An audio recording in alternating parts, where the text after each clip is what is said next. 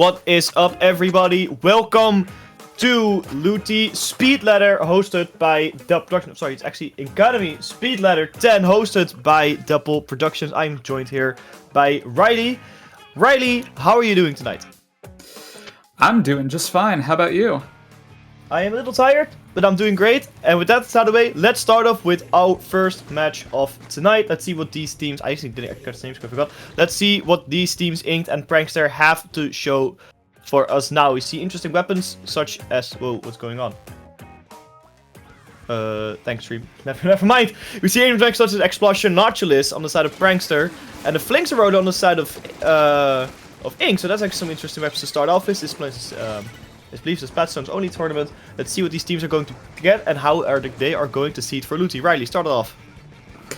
Well, I'm much more familiar with Inked off the bat. We see the kind of Nautilus and Explo here, which is kind of a slow but interesting comp. Kind of interested in seeing Batson on the Explosher, because I know them mainly as a really good, like, mini player, but, you know, fair enough. Mini's in kind of a weird spot in the meta right now. Control of mid seems to be mostly split. Inked is really trying to get control of zone here, yeah, no, that's Prankster getting control of zone. Inked is trying to stop it, but Prankster will be taking lead, although, you know, it's not much of a lead yet. I'm confused by the colors, like you said. It's one player down for purple. I'm gonna call it purple. I don't know if the colors on my stream are correct or not. Let's see, yellow over here now taking the map. 2 players down for Ink. Prankster will be taking the zone. They'll... Is yellow Prankster? You said you're more familiar, right? Is yellow Prankster or is yellow Inked? Yellow is Inked, yes. Okay. If our DJam, our nice streamer, can switch it up, I would be very appreciated. As we see, I'm just going to call it colors until it's fixed on my screen because... Oh, there we go. There we go. We see Prankster getting back into that zone, maintaining that lead, 0-0. So for these teams, Inked is trying to get some special, trying to get some extra turf, because they cannot move around. The penalty for Prankster is almost over, meaning that they can start counting down again. But just in time, Ink neutralizes the left side of the zone, and they are trying to get the right side, but with the Nautilus gone, it's a big painter gone, and Prankster just pushing it forward. I don't think Ink is going to do a lot in their push. Yeah, trying to get greedy on the kill against the Crab Tank kind of cost them that opportunity there, but Inked is still holding strong control of zone, especially with this X-Splasher, and Deceased coming in on the Nautilus to actually cap the zone is pretty good. They don't have much penalty left to get through here, so they may very well take lead off of this, although the Nautilus going down could impede that quite a bit, plus the missiles are going to cause the members of Inked to scatter quite a lot. The Flings is putting out a lot of pressure from above as well. Yeah, the missiles in this game, they were almost, or I think, they're not almost, they're a lot more annoying than they were in Splatoon 2 because of the bigger hit radius. So that Flings that can do so much damage, especially with cover, they can stand behind as well.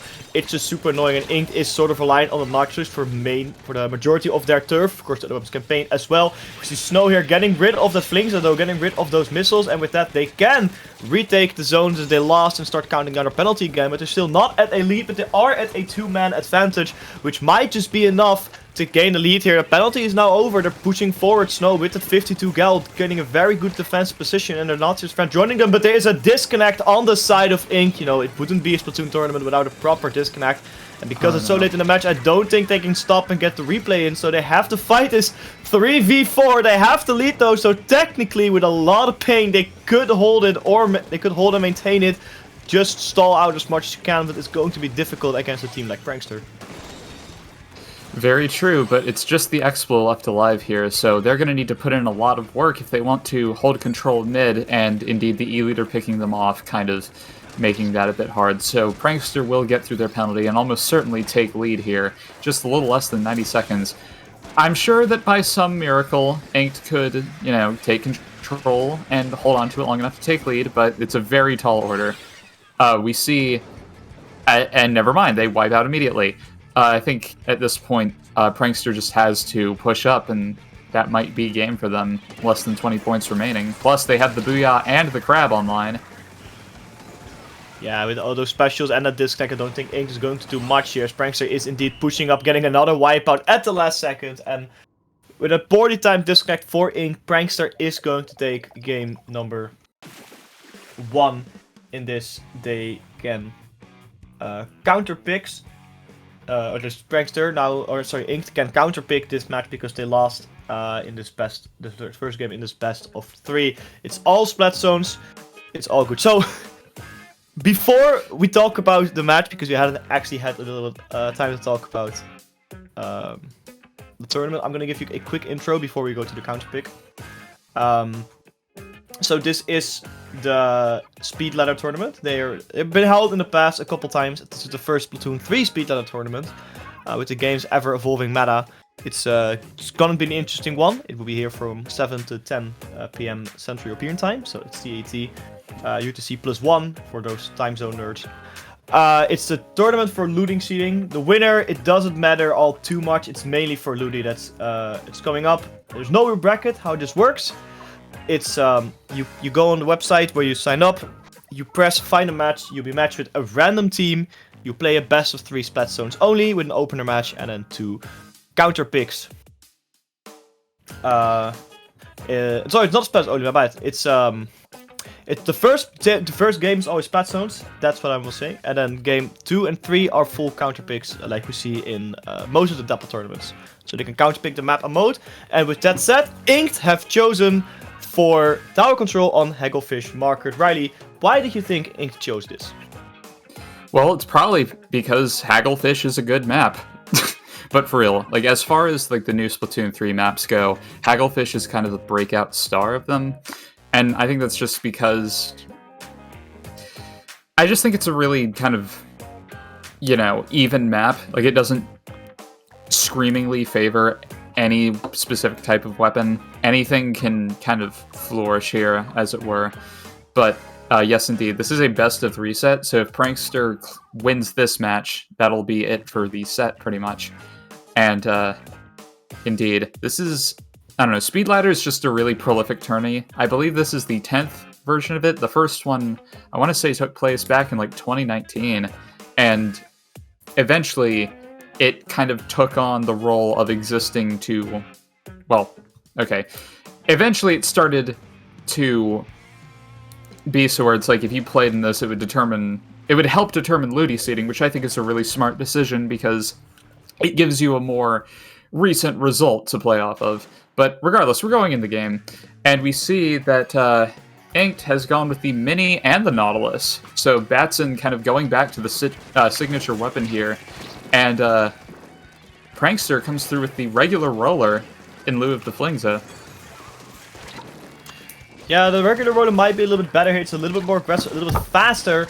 And the big bubbler, especially on tower control, helps so much with pushing. You see a couple players going down for Ink. Prankster is going on the tower first, getting it slowly towards the first checkpoint. They're going to try to take it as well. 2 players again down for Ink. That brother from Nosebo? I don't know how to pronounce it. Is definitely pushing up, making a lot of plays here. The Booyah bomb now also out from the machine. It's going to stall them even more as they take checkpoint number 1, and they're still pushing on with 3 players on the field for Ink. They're going to have to make a big play to stop the tower. We're only a minute into the game, and Prankster is all up on the second checkpoint here. The Inkzuka is putting in a little bit of work trying to stop the push, and they did get 2 down, so this is an opportunity for Ink to maybe push up, but losing their shot, their main frontliner, is kind of a blow to them. And this big bubbler here is just going to provide opportunities for more members of Prankster to get all up in their business. Yeah, you don't want people on your base like that as far as you know. 2 players down again for Ink. They have to stop dying so much and they have to start splatting the other team as Prankster is again pushing the tower. It's still 2 players down for Ink. Prankster is putting up a lot of pressure. Finally 1 down for Prankster. Hopefully we'll stop a little bit with that bubbler on the tower. They will make sure they'll clear checkpoint number 2 as they do, and they're still going. The stable with that brother is going in super deep. Trying to get a lot of stuff in the machine also went in, got a couple splats.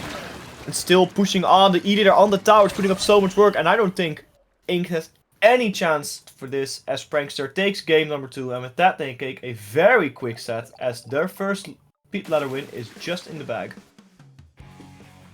Indeed, we saw kind of the start of like a successful flank from Snow there at the end, but unfortunately they weren't able to get more than 1 kill out of it. And eventually it just kind of spiraled out of control from there into Prankster's favor.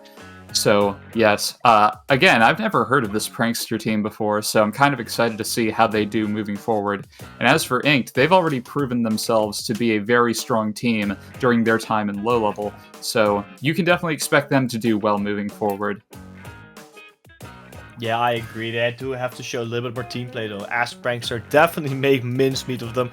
They were not stopping. I think the main difference we saw between Inked and Prankster, especially in the second game where we hadn't had a disconnect, is Prankster was just so much more aggressive, as Inked was just a lot slower in making their decisions. And I think they weren't as organized in the first game as they needed to be. And I think that was going to be their downfall. For the set as Prankster just made quick work. They just made a decision and just stuck with it, and they just dived in, and everyone just needed to do. Everyone did what they had to do, and you saw Ink struggle quite a bit with that. I want to give a shout out though to Nokebo, that roller just going in, and they made a lot of plays. Same with the machine. They just went for it. They did so much work for their team, and it definitely showed off how playing such aggressive weapons is such a viable option in the current meta. Indeed, roller in general is like a very hard weapon to make work, but really good roller players are just some of the most annoying. And of course, machine is just strong all across the board right now. It's really hard to deny. Yeah. It's the stuff like Booyah Bomb and the Fizzy Bomb that just makes it so difficult to play against it. You kind of have to play a machine of your own in order to counter one. And then there's a roller with Big Bubbler, 2 Big Bubblers on a tower control game. They're not going to do anything if they are set up on the tower or if they want to go in. That Big Bubbler, it is so stupidly strong. When I first saw it, I thought, it will be alright, you know, and I could have a bootleg Bubbler. I don't think it will be that strong, but seeing it in action in this game, it is insane how much work that thing has done. How many games the Big Bubbler has won so far is crazy. And this game is only, what, 3 months old, something like that, like a little bit older. So I think, I believe around 2 months as of like 4 days ago. Yeah, it's 2 months old, and the bubbler is still going strong as hell. So until it's gonna get nerfed, it's probably going to be sticking around like that for a little while. Very much so. It's like between bubbler and vacuum on tower control, it's like if you pop that on tower, it's like, well, the opponent just gets like 20 points for free. And it's not limited to tower control, because there are some zones maps where you can pop it and it basically functions as like a giant wall for opponents. Like, they can't throw bombs at zone. So that's another really strong aspect to it. But yeah, regardless, like obviously it has counterplay, but it's just a very strong defensive special right now. I don't think it's not even defensive. It's just a good all-around special. You can have it very offensive as well. It has the plays on tower where, like I said, you get 10 points for free. But like the roller did as well, when you go in, you can just dump it down when you're just below a ledge, and then you can just flick your roller over that ledge, just do damage, paint a lot, get your special, or just do whatever you do as a roller. And there's nothing that the enemy team can really do about it, because they have to destroy your bubbler first. But to do that, they have to get quite close to it. So it's a very interesting play. Well, if I'm totally honest, I don't think it's as good as the vacuum on Rainmaker. I feel like because you can move the vacuum around, you can fully shield the Rainmaker carrier in a moving pattern. I think for that, the vacuum is a little bit better, as well as the shot after you vacuum up. That shot is just so incredibly strong. You can pop it over the carrier, you can pop it in front of him, just giving him even more space. I think for that mode in particular, the vac is a little bit better, but for everything else, Big Bubbler all the way.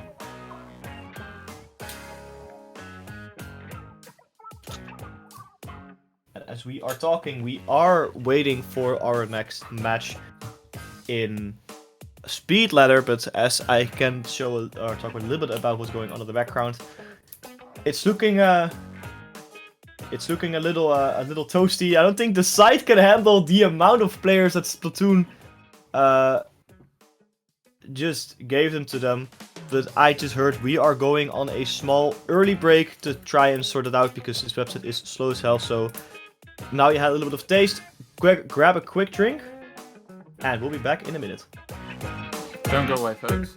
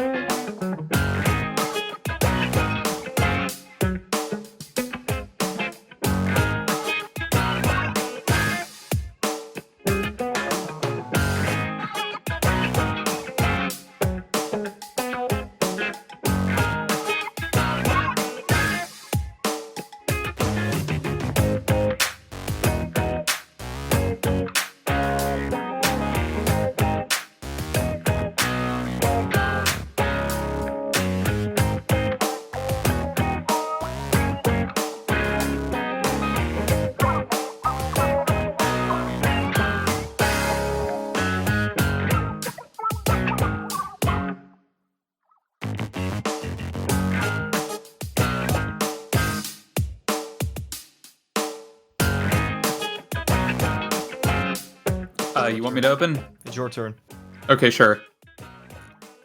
Hello, everybody. Welcome back to Inkademy Speedladder number 10, the tournament where you play for Ludi seeding. My name is Riley. I'm still here with Hat, and the match we are about to go into is Red Sun versus Calamares Suerte. Now, this is going to be a pretty interesting set because these are both pretty strong, kind of mid-level-ish teams. Red Sun, you might be familiar. They recently got second place at Riptide a few months ago, and following that, they managed to get sponsored by In Control of all people, so that's huge. And then Calamares Suerte, this is kind of an older team from like 2020, but back then they did pretty well in like Div 5 and proved that they could hang at that kind of level, so I'm excited to see how this set plays out. But we are moving on to Mako Mart Splat Zones. How do you feel about this map mode, Hat? It is an all-time favorite of mine, 100%. I think Mako Mart is what Hagglefish Market is for this game. It's just, I mean, honestly, it is such a well-balanced map. It definitely stood the test of time, and it will stand the test of time for quite a long time. It's balanced. You can do a lot of stuff with it. A lot of different weapons work on it. It's literally the Hagglefish Market is in this game from Splatoon 2.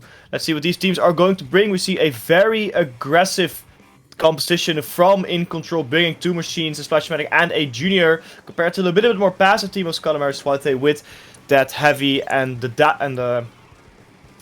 heavy and the duelist just trying to playing it a little more slower and just trying to create the opening and really push forward with it. But it does look like it's gonna happen as Red Sun quickly takes the zone and takes out a couple players as well, giving them a post-2 player advantage, and they are pushing up. They're not slowing down. That big bubbler is doing a lot of work protecting those machines from everything. The Booyah bomb now on the zone, trying to neutralize it. It did neutralize, but I don't think they're going to do much else with it as Red Sun just walks back and quickly retakes that zone.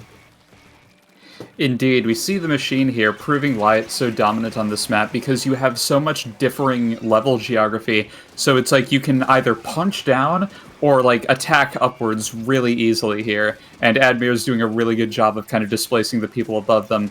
It's just a little over a minute into the game, and Red Sun's already less than 30 remaining, moving on to 20. These guys have got them completely pinned in their base. We see Jays here trying to go for something, but they will be brought down by Nico, and it's only just now realizing that Red Sun is running double machine, so how about that then? But that's 2 down on the side of Calamares Suerte, and that's going to be Red Sun taking game 1, like, almost immediately. I mean, from a comp like that, it's to be expected, especially like you said, from a sponsor team as well. And the fact that they have one Riptide, it just shows why they have been sponsored. It shows why they chose them, and they showed a dominant performance. Especially the big difference is, again, it's on their team play, but also just on their sheer aggression. I didn't see Calamares Suerte push in as much as Red Sun did, and because of the map mode being very balanced, but still favoring aggressive play a little bit more than passive play, Red Sun just showed more dominance, and they definitely showed that strong a little bit more. So Calamares Suerte, they definitely have to put it in another gear and go a little bit faster, because going on like that, I don't think they will last a game number 2. Indeed, but hopefully they have some kind of counter pick lined up that's going to suit their comp very well, because Tetradulies, they're a potentially really strong weapon, but there are some map modes where it can kind of struggle. So we'll just have to see what they pick here. Furthermore, you have to consider that Calamares Suerte was running a backliner, so maybe they will go with something that's more well suited to that. It's hard to really say until we have seen it for sure. Yeah, something like Tower Control or Waymaker I think would suit them a little bit better, especially Tower Control, because the Heavy has such mobility. But I think swapping out that Heavy for Innocuous, I don't think that will be a bad idea at all, because you get a lot more mobility, you have a weapon that is a bit more aggressive, and I don't think the Heavy in its current state is that strong, considering I don't think Wavebreaker is really all that good. It's annoying, but I don't think it's so strong, especially in the world, and Sprinkler for the Heavy. It doesn't bring a lot of utility to your team other than a little bit of paint, but something like a Splat Bomb or Splash Ball doesn't give a lot of utility in the battlefield itself. Can definitely help a lot more. They did go for Tower Control on Inkblot Art Academy, a map mode which definitely suits the Heavy way more than Bloodstone's Mako Mart, so let's see if they're gonna stick with their comp. But I'm more interested to see is how Red Sun is going to respond or to reply to this counter pick, because they are, I guess, in terms of map mode, a little bit of a disadvantage, because they're not playing on the off map mode for them, unless this is it, but I doubt it, since it is a very specific pick that suits the composition for Calamares Suerte a lot more than the composition of Red Sun.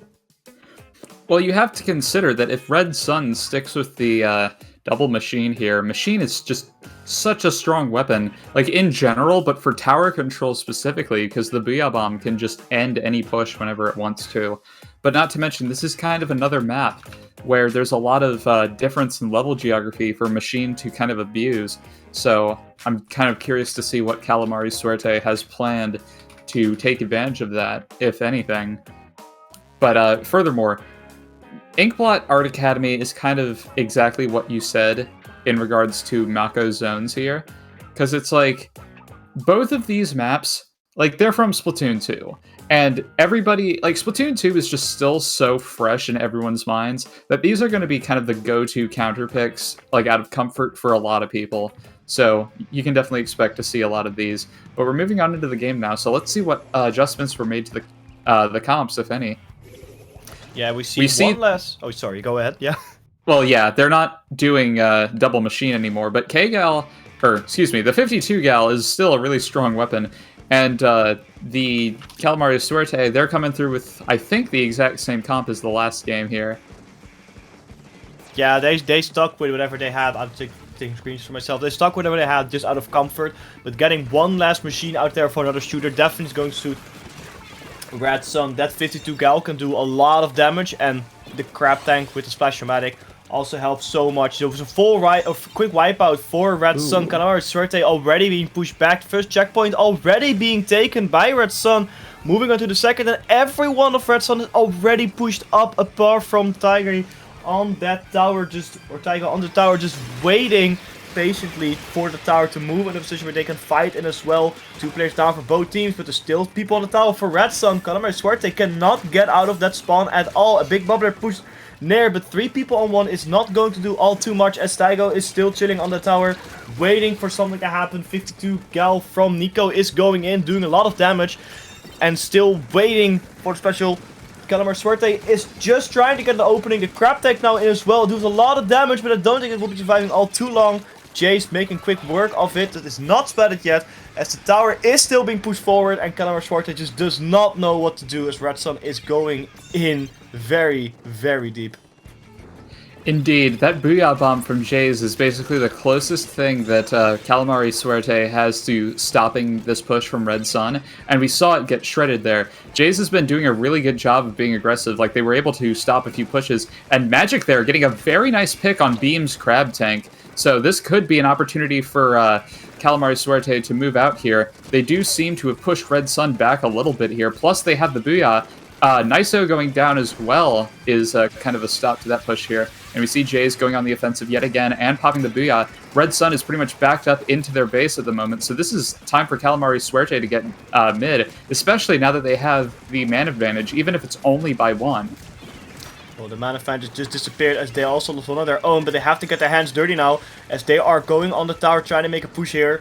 We see Jace really with the machine, really pushing in deep. They're waiting for Bio to come back, but Bio getting quickly splattered by the Splash Medic, who's going on a huge flank.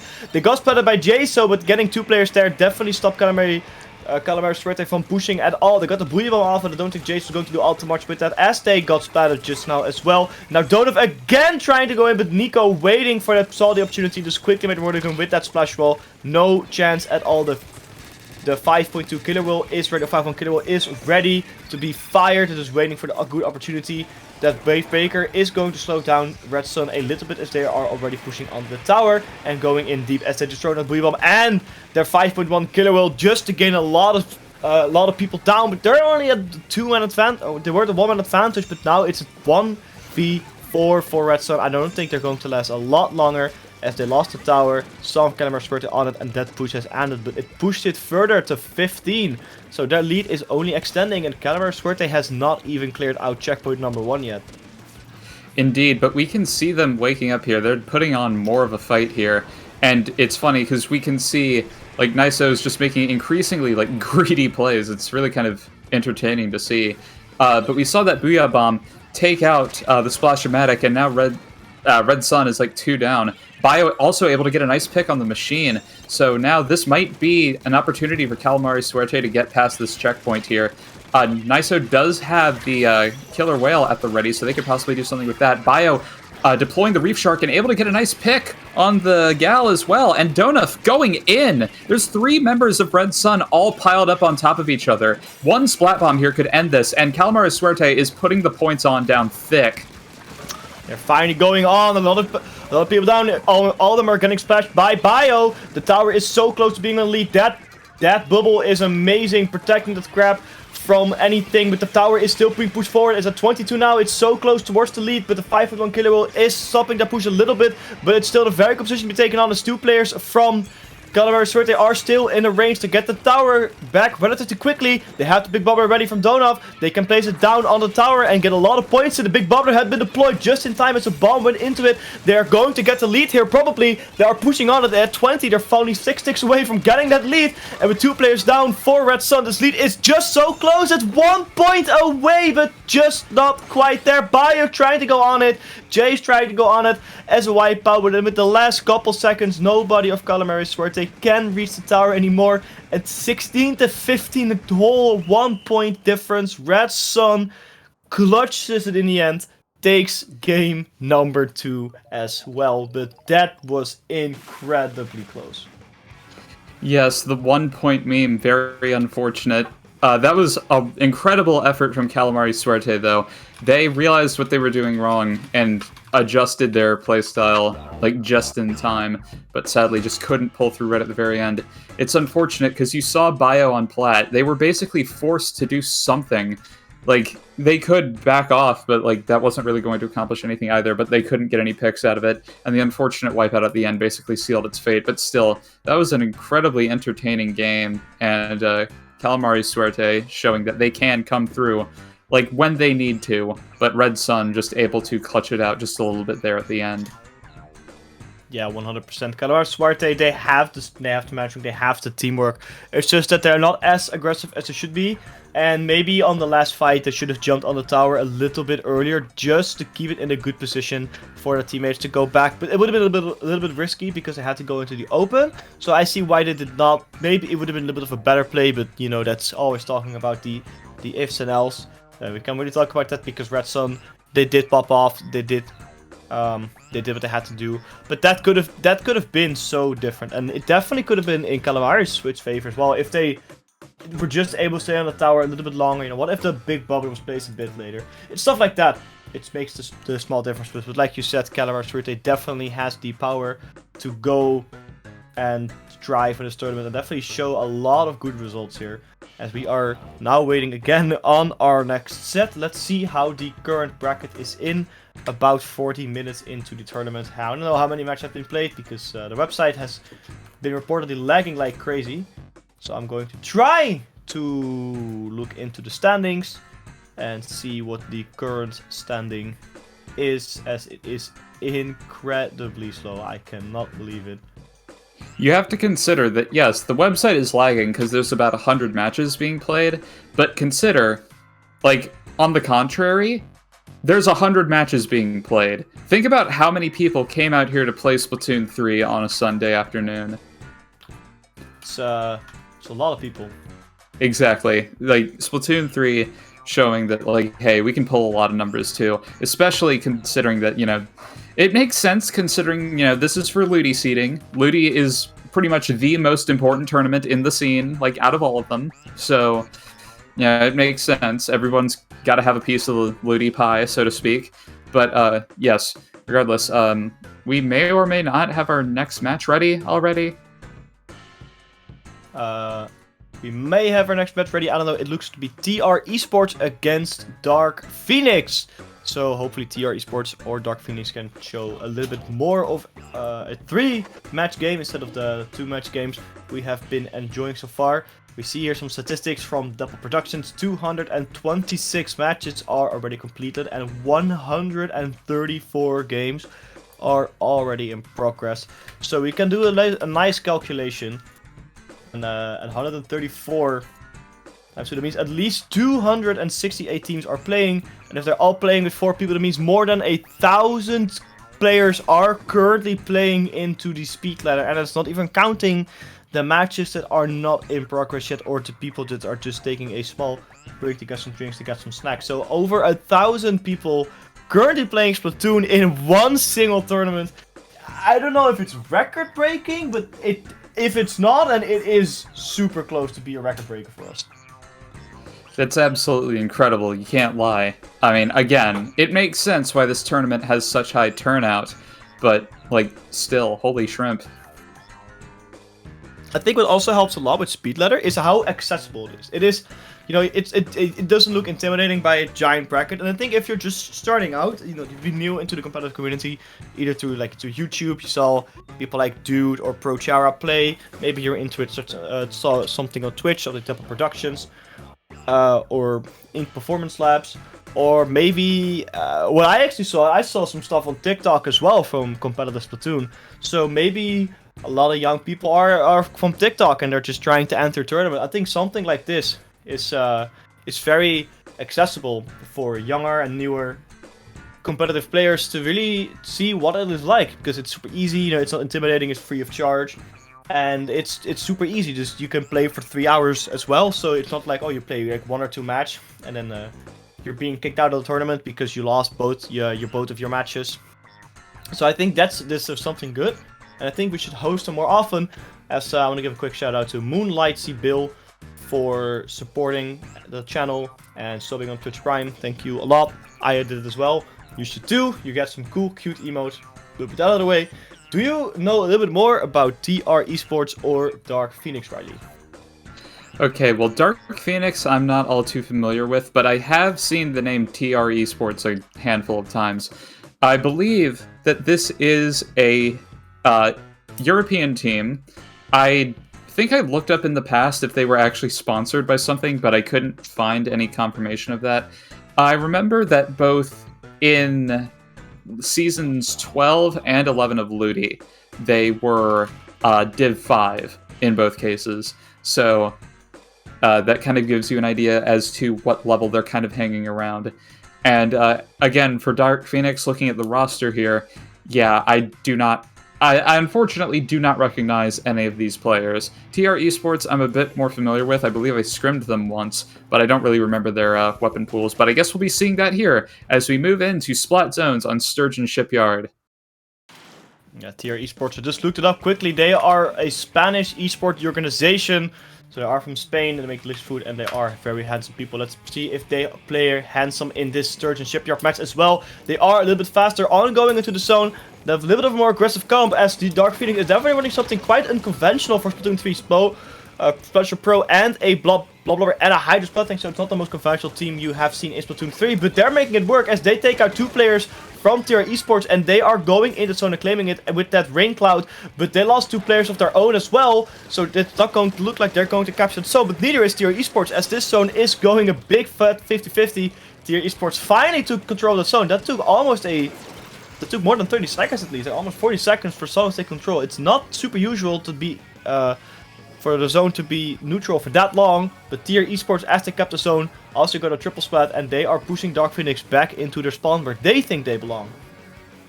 Indeed, I kind of missed how it actually happened, but somebody on the side of TR Esports got a double there just a bit ago on both the Pro and the Hydra. And we see the Pro is going for something on this leader, and they popped the grab tank, but unfortunately Jupex on the machine able to come in from behind and punish them. TR Esports has complete control of mid and their court, so Dark Pheonix is going to need nothing short of a miracle if they want to get out of this. The Hydra taking a bit of a risky position here, able to just narrowly avoid getting sniped out by the E-Leader, but they've got to move now. TR Esports has roughly 10 points left before they take this game. The Booyah comes through, but they are able to paint through it. Jupex coming through with the Booyah of their own, and that is already going to be game 1 in favor of TR Esports. Yeah, TR Esports did everything they had to do, and Dark Pheonix just had nothing to answer that. Especially the second when TR Esports were set up, Dark Pheonix was struggling to get even into position, and they couldn't even do that because the amount of power TR Esports was putting down on them. Spanish people are quite strong, and they have been strong in the competitive community for ages, and they're still showing why they have a lot of firepower behind them. But Dark Pheonix, I don't think the conventional comp, as much as I love seeing those kind of weapons, compared to the meta, I mean, there's a reason the meta is the meta. The weapons from TR Esports were just objectively stronger compared to the weapons from Dark Pheonix, especially something like the Special Pro. Yeah, the weapon itself has firepower and has a good special, but the sub-weapon, in my opinion, is absolutely atrocious for what it always used to be. And the Blobber as well, you know, it is a very strong main weapon, and you can definitely make it work, especially with stuff like Thermal Ink. But the special, at least from my experience, even with the Sprinkler, charge is a bit slow. And because you have a Sprinkler, you don't have a lot of utility in terms of the sub side, because they only had 1 bomb. And it was from the Hydra. I don't think the Hydra is the one user you want to have the bomb, which is also the weakest one because it was the auto bomb. So I don't think their composition is as strong as the 3-bomb powerhouse that TR Esports was running. But they picked tower control on bootleg Hammerhead Bridge. So let's see if this is going to suit their comp a little bit more, or if they're going to change it. Because what changes, Riley, would you recommend to Dark Pheonix? It's hard to really say, considering that I don't know the full extent of these people's weapon pools. So it's not like I can say, oh, well, you know, I think the Hydra players should play leader. It's like, you know, no, not every backline can just kind of swap between them flawlessly. But, like, yeah, just looking at the comps from that previous game, I feel like this is going to suit TR Esports a lot better. Because, you know, Charger is just really strong in general, but also on this map.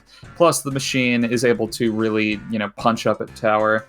But Dark Pheonix, I mean, you have to consider this is also a really strong map for the 52 gal. Because once you get past kind of that first checkpoint area, there's like a bottleneck where Splash Wall can just block it off and be a real nuisance.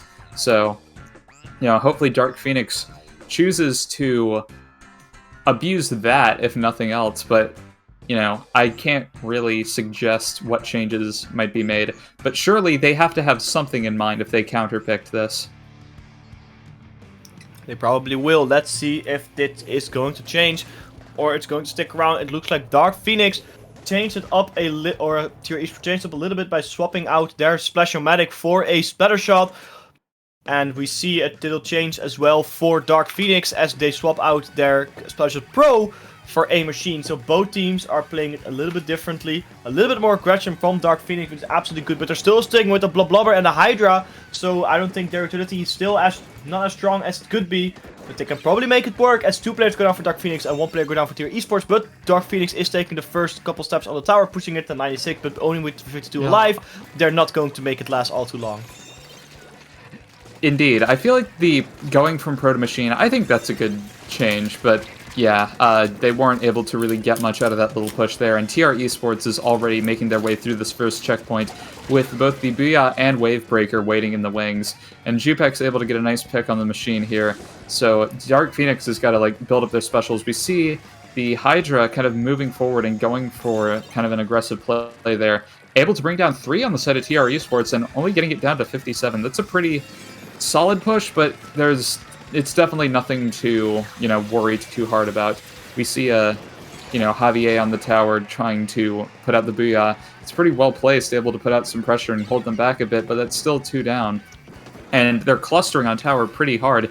The Charger could potentially get like a collateral here if they're not careful, and that jump isn't being like very well protective, and indeed, Dark Pheonix, they're 3 down now. They're basically right back into the position they were in before, and that's now a delayed wipe with a nice shot from Chris on the E-leader. A very good pushing here from TR Esports. They are going ham at it. They also have the Booyah Bomb at the ready as well, trying to get the second checkpoint as it just has been cleared, and they're still going forward. They're waiting. The machine is fighting against the other machine, I believe. They lost it, but the other machine got taken out quite quickly, so it's still TR Esports with the advantage on the tower. Only 2 players alive for Dark Pheonix, and I don't think they're going to stop the checkpoint 3 here, as that has also been taken with a couple ticks left. They're just about to take a knockout. There's not all they can do, so Region takes Inksuka to secure it off, and with that, game number 2 also won by TR Esports, making this 3-2-0 games in a row. That has to be a stream record for Dapple Production. Indeed. Inksuka coming from Luigi on. Very good to seal at that. That was a very clutch shot. But indeed, TR Esports looking pretty strong in that set, I have to say. I'm glad to see that they've kind of improved a bit. And again, Dark Pheonix, I'm going to presume that they're probably kind of a new team, so hopefully they can get in some wins.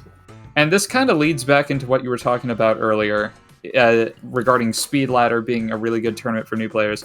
I specifically remember, I believe, the second Inkademy Speedladder, all the way back in like 2019, was like the first real tournament that I ever played in.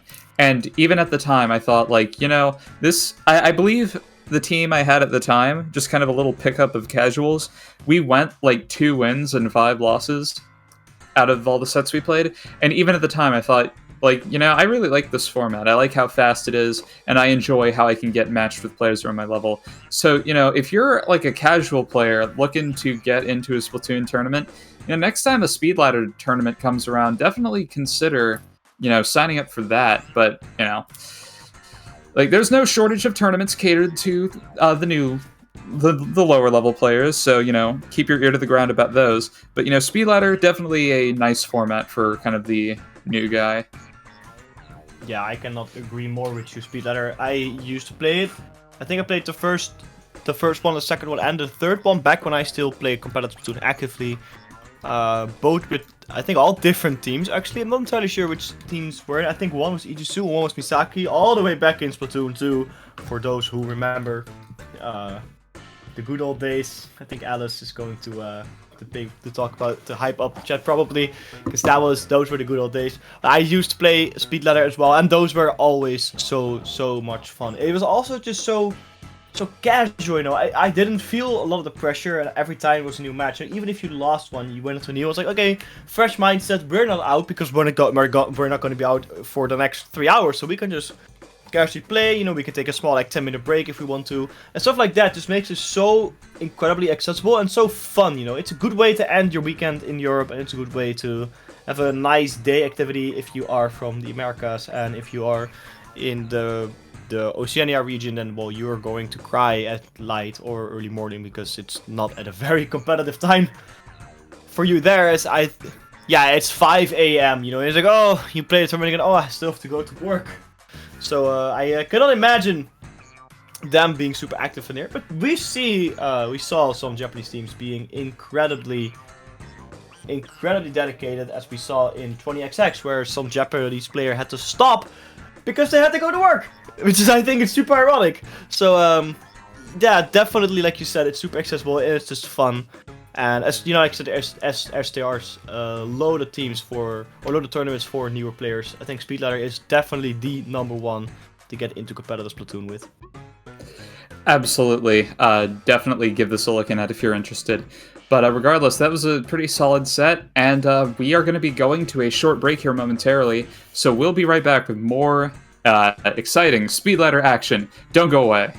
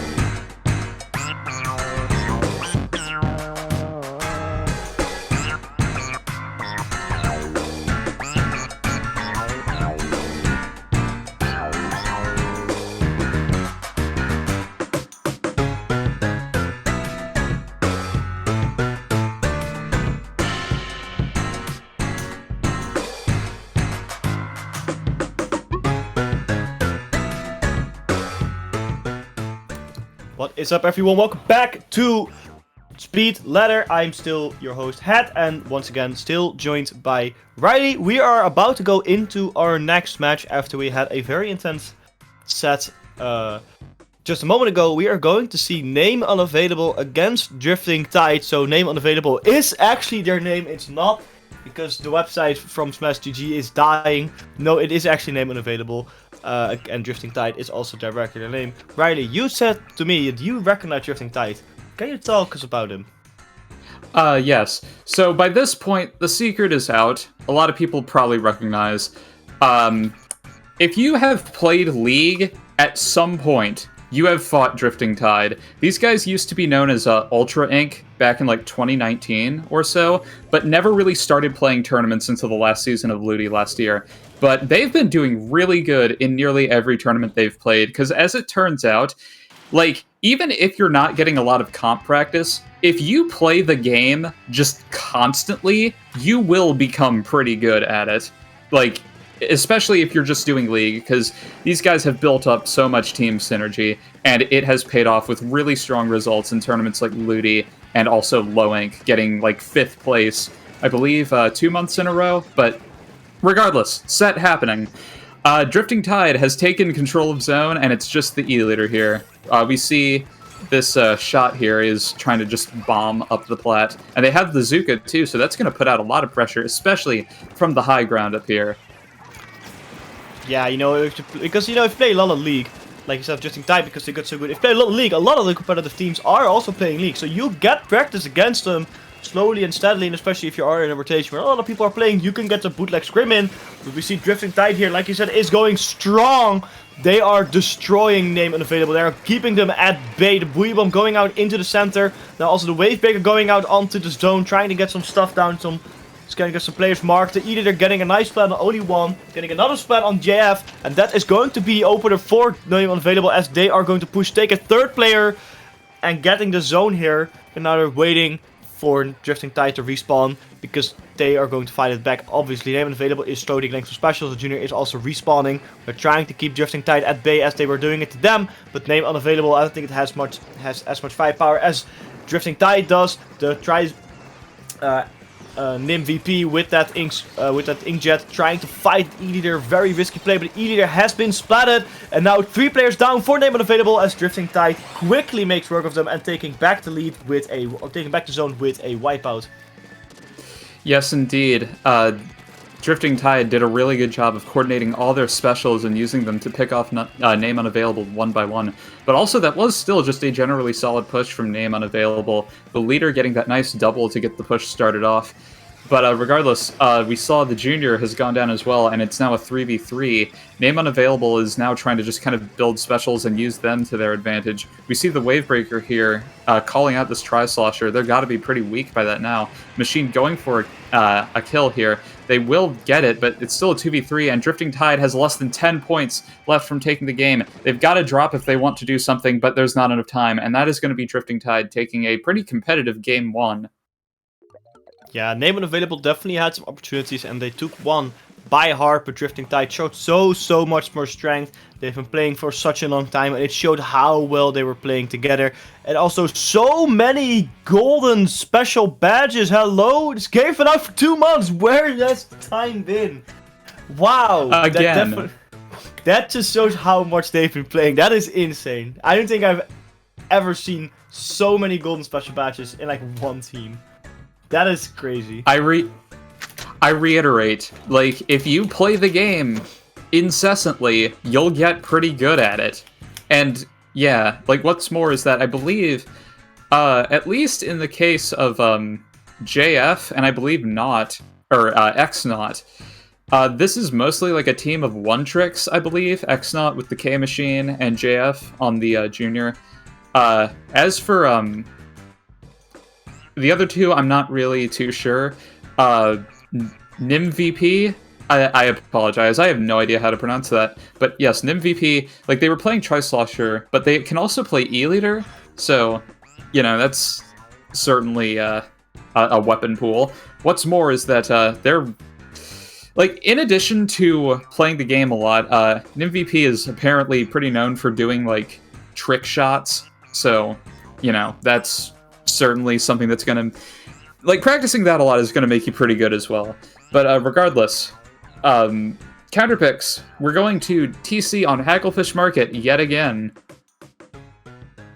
Yeah, the Hagglefish Market, it's going to be seen a lot in this tournament. It's such a classic Splatoon 3 map already. I think it's one of the most well-known Splatoon 3 maps, well practiced as well, because it's just like what Mako Mark was in Splatoon 2. And what was Splatoon 1 variant of this? Well, I didn't play competitive when Splatoon 1 was out, so I can't really speak to that. I actually, that's some Genie trivia. If Genie is in the chat, let me know. Hold on, I'm gonna look this up quickly because I want to know what the Splatoon 1 variant of this map was. Because I don't really know. I need to know it now. If I didn't want a warehouse, I'm not sure. I think I'm just gonna say Urgent Underpass. It probably was the Urgent Underpass of Splatoon 1. I mean, yeah, like you said earlier, it's such a well-balanced map. It doesn't particularly favor a single weapon class, though I do feel like mid to long range weapons can definitely excel here. It's just so strong, and especially on stuff like tower control, where mid to long range excels in general, it can show a lot of potential. Let's see what they're gonna bring. If we see a range blaster coming out from Name Unavailable, they are going for the risky plays. And the One Tricks team is still going strong, except for they are swapping the Tri-Slusher for an E-Leader just to gain a little bit more range, because, like I said earlier, it is very strong in this map. Let's see how these teams are going to fare against each other on the counter pick of Name Unavailable. It's funny, because we were just talking about, Splatoon 1 and whatnot, and we see the E-Leader and the Range Blaster. It's like, are we sure this is Splatoon 3? But no, I'm just kidding. It's 3v3 to start out here. And we see the Junior going for kind of a flank here, but it will not last that long. They go for a pick on JF, and it will end in a trade. But yeah, Drifting Tide getting certainly a push to start out this, but it's not really much of one here. We see kind of three members getting pushed back a little bit.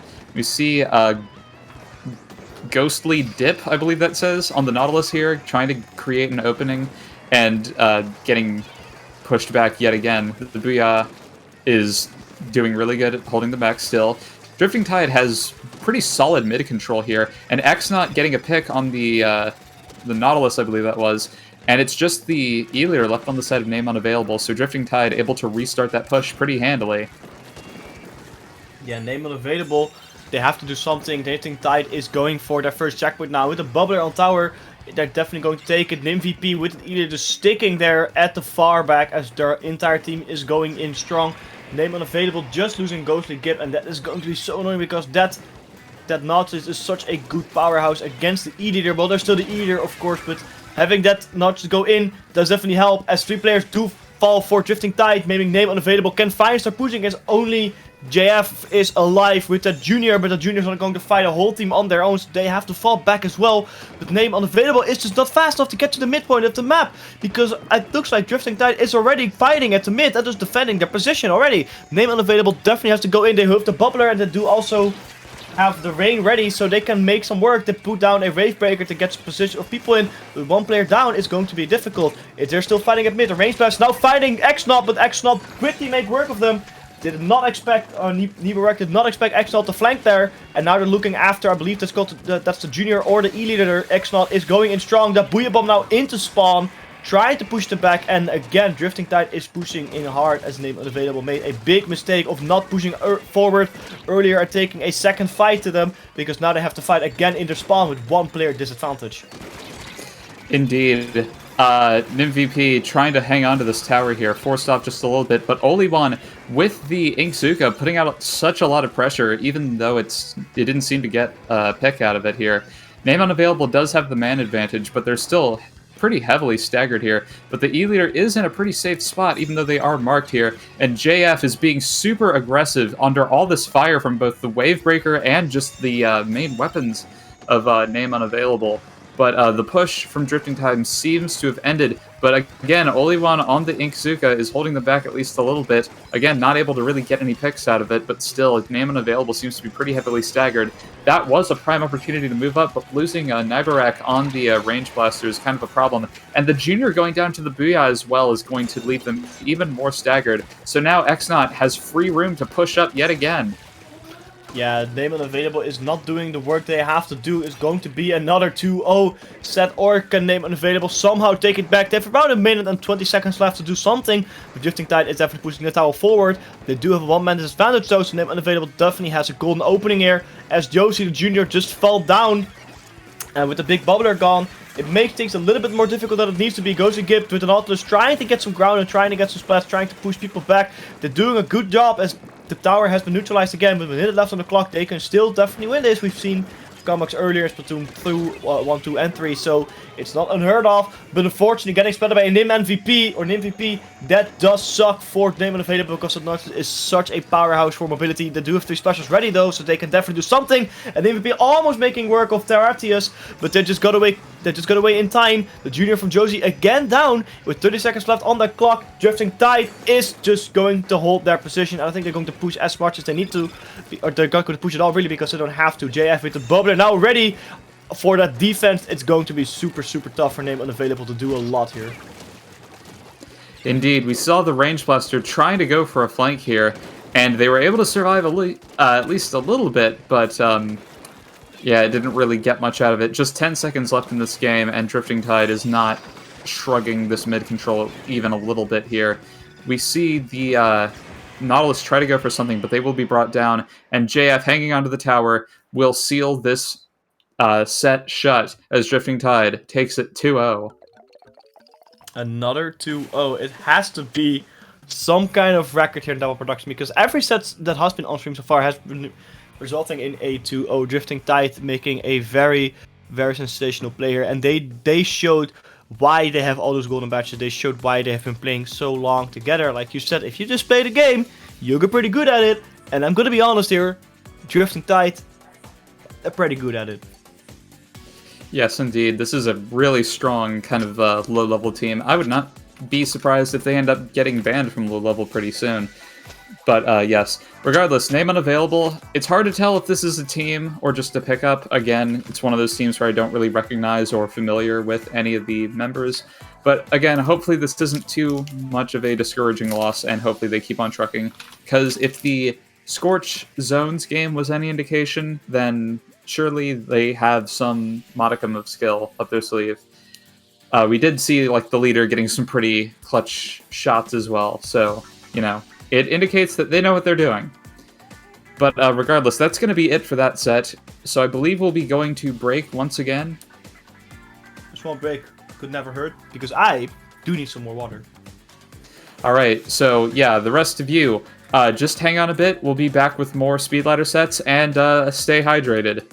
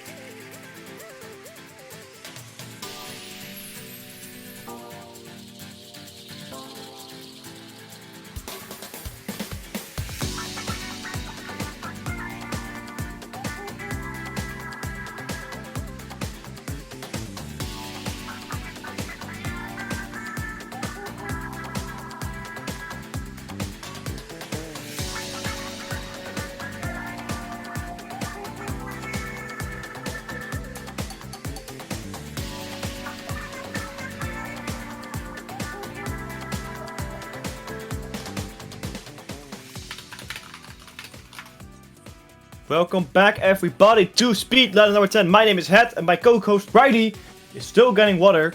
Probably. I don't know, they went somewhere. So I'll be on my own for a little bit. We are going to see Booyah sub against Stargaze. Let's see what both these teams are going to bring to the table to mincemeat Splat Zones. Again, Speedladder number 10. It's a very quick tournament, accessible to everyone for next year.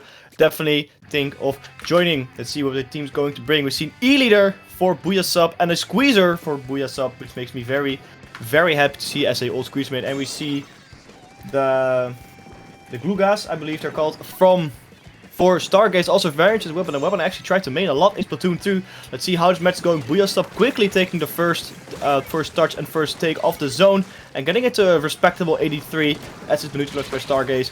That Splash Medic is doing a lot of work for them. Snow is definitely putting in the pressure. They get the zone here. 2 players down for Booyah sub. I don't think they are going to hold on to this or going to take back the zone anytime soon. Stargaze is going in very deep, even taking another splat on missed. And that is putting Booyah sub even more back to the spawn. Stargaze just took the lead, and they're putting a lot of pressure up here. They're trying to get the specials to push it even further. Booyah sub also trying to get the specials and trying to get an odd pick in so they can get some more specials. And those glue gas of Yeet are going in very deep, but it paid off. They paid the price a little bit as they have fallen. And this is a little bit of an opener for Booyah sub as they have effectively taken down 3 players and they quickly take the zone.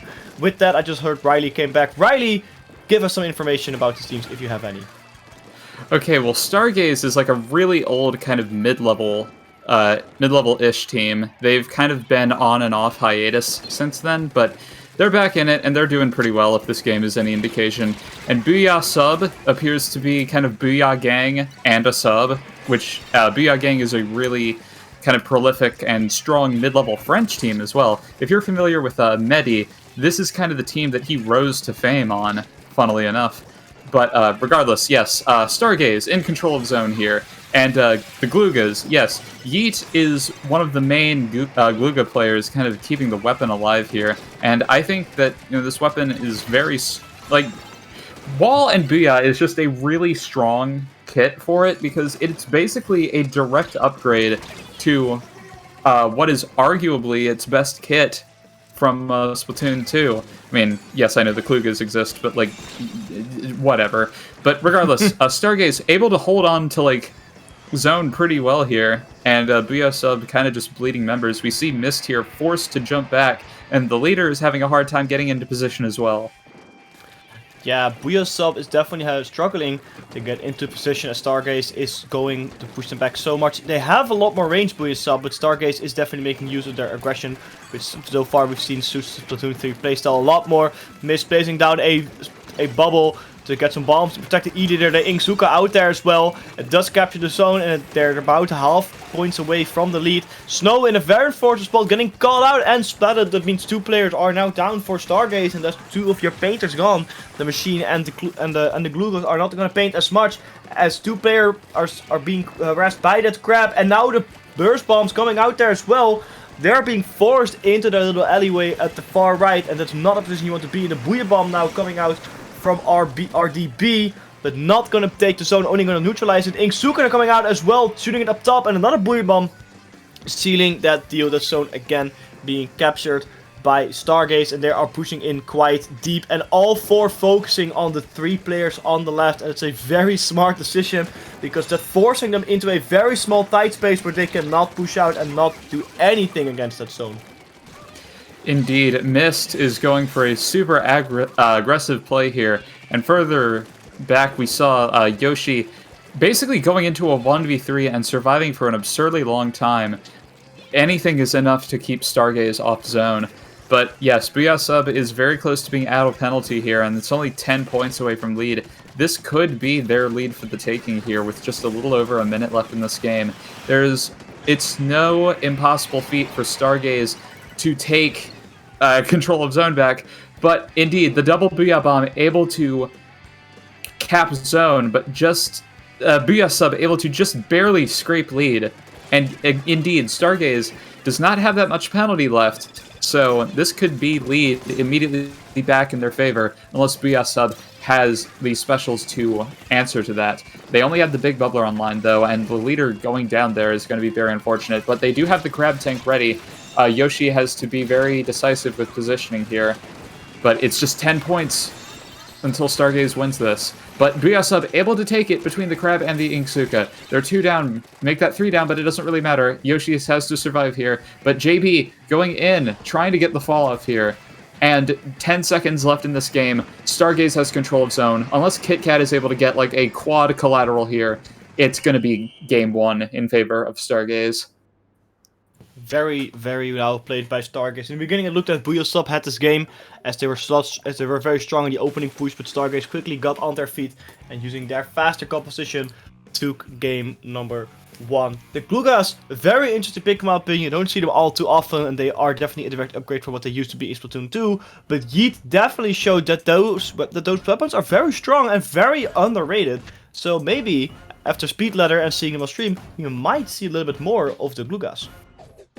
Indeed. Also, I want to point out Yeet's title, Fish Lovin' Fish Finder. Very good. But regardless here, Stargaze does not really have their backliner with them, or I think a backliner on the team at the moment. So I think Booyah Sub is going to have to think about, well, what maps are good for a backliner? So, you know, pretty much anything considering how strong Leader is right now. So, you know, just what flavor of strong backline map do they want to go with? Yeah, and also what kind of flavor of map you want or mode you want. But it's probably going to be tower control, because that has been every single choice for everyone who was running any kind of backliner against someone who was not. So tower control is the obvious one. If they're going for a very long map which suits backliner a lot, Eel to Alley might be one of the most solid options they can pick. Eel to Alley tower control, it's long, it's thin, and stuff like Editor and Hydra's Heavy can thrive on that map because of the sheer length and lack of flanks. So that is one map that Booyah Sub might be looking into, because they're good with the squeezer and then 2 high aggressive short range. They can definitely make work of that.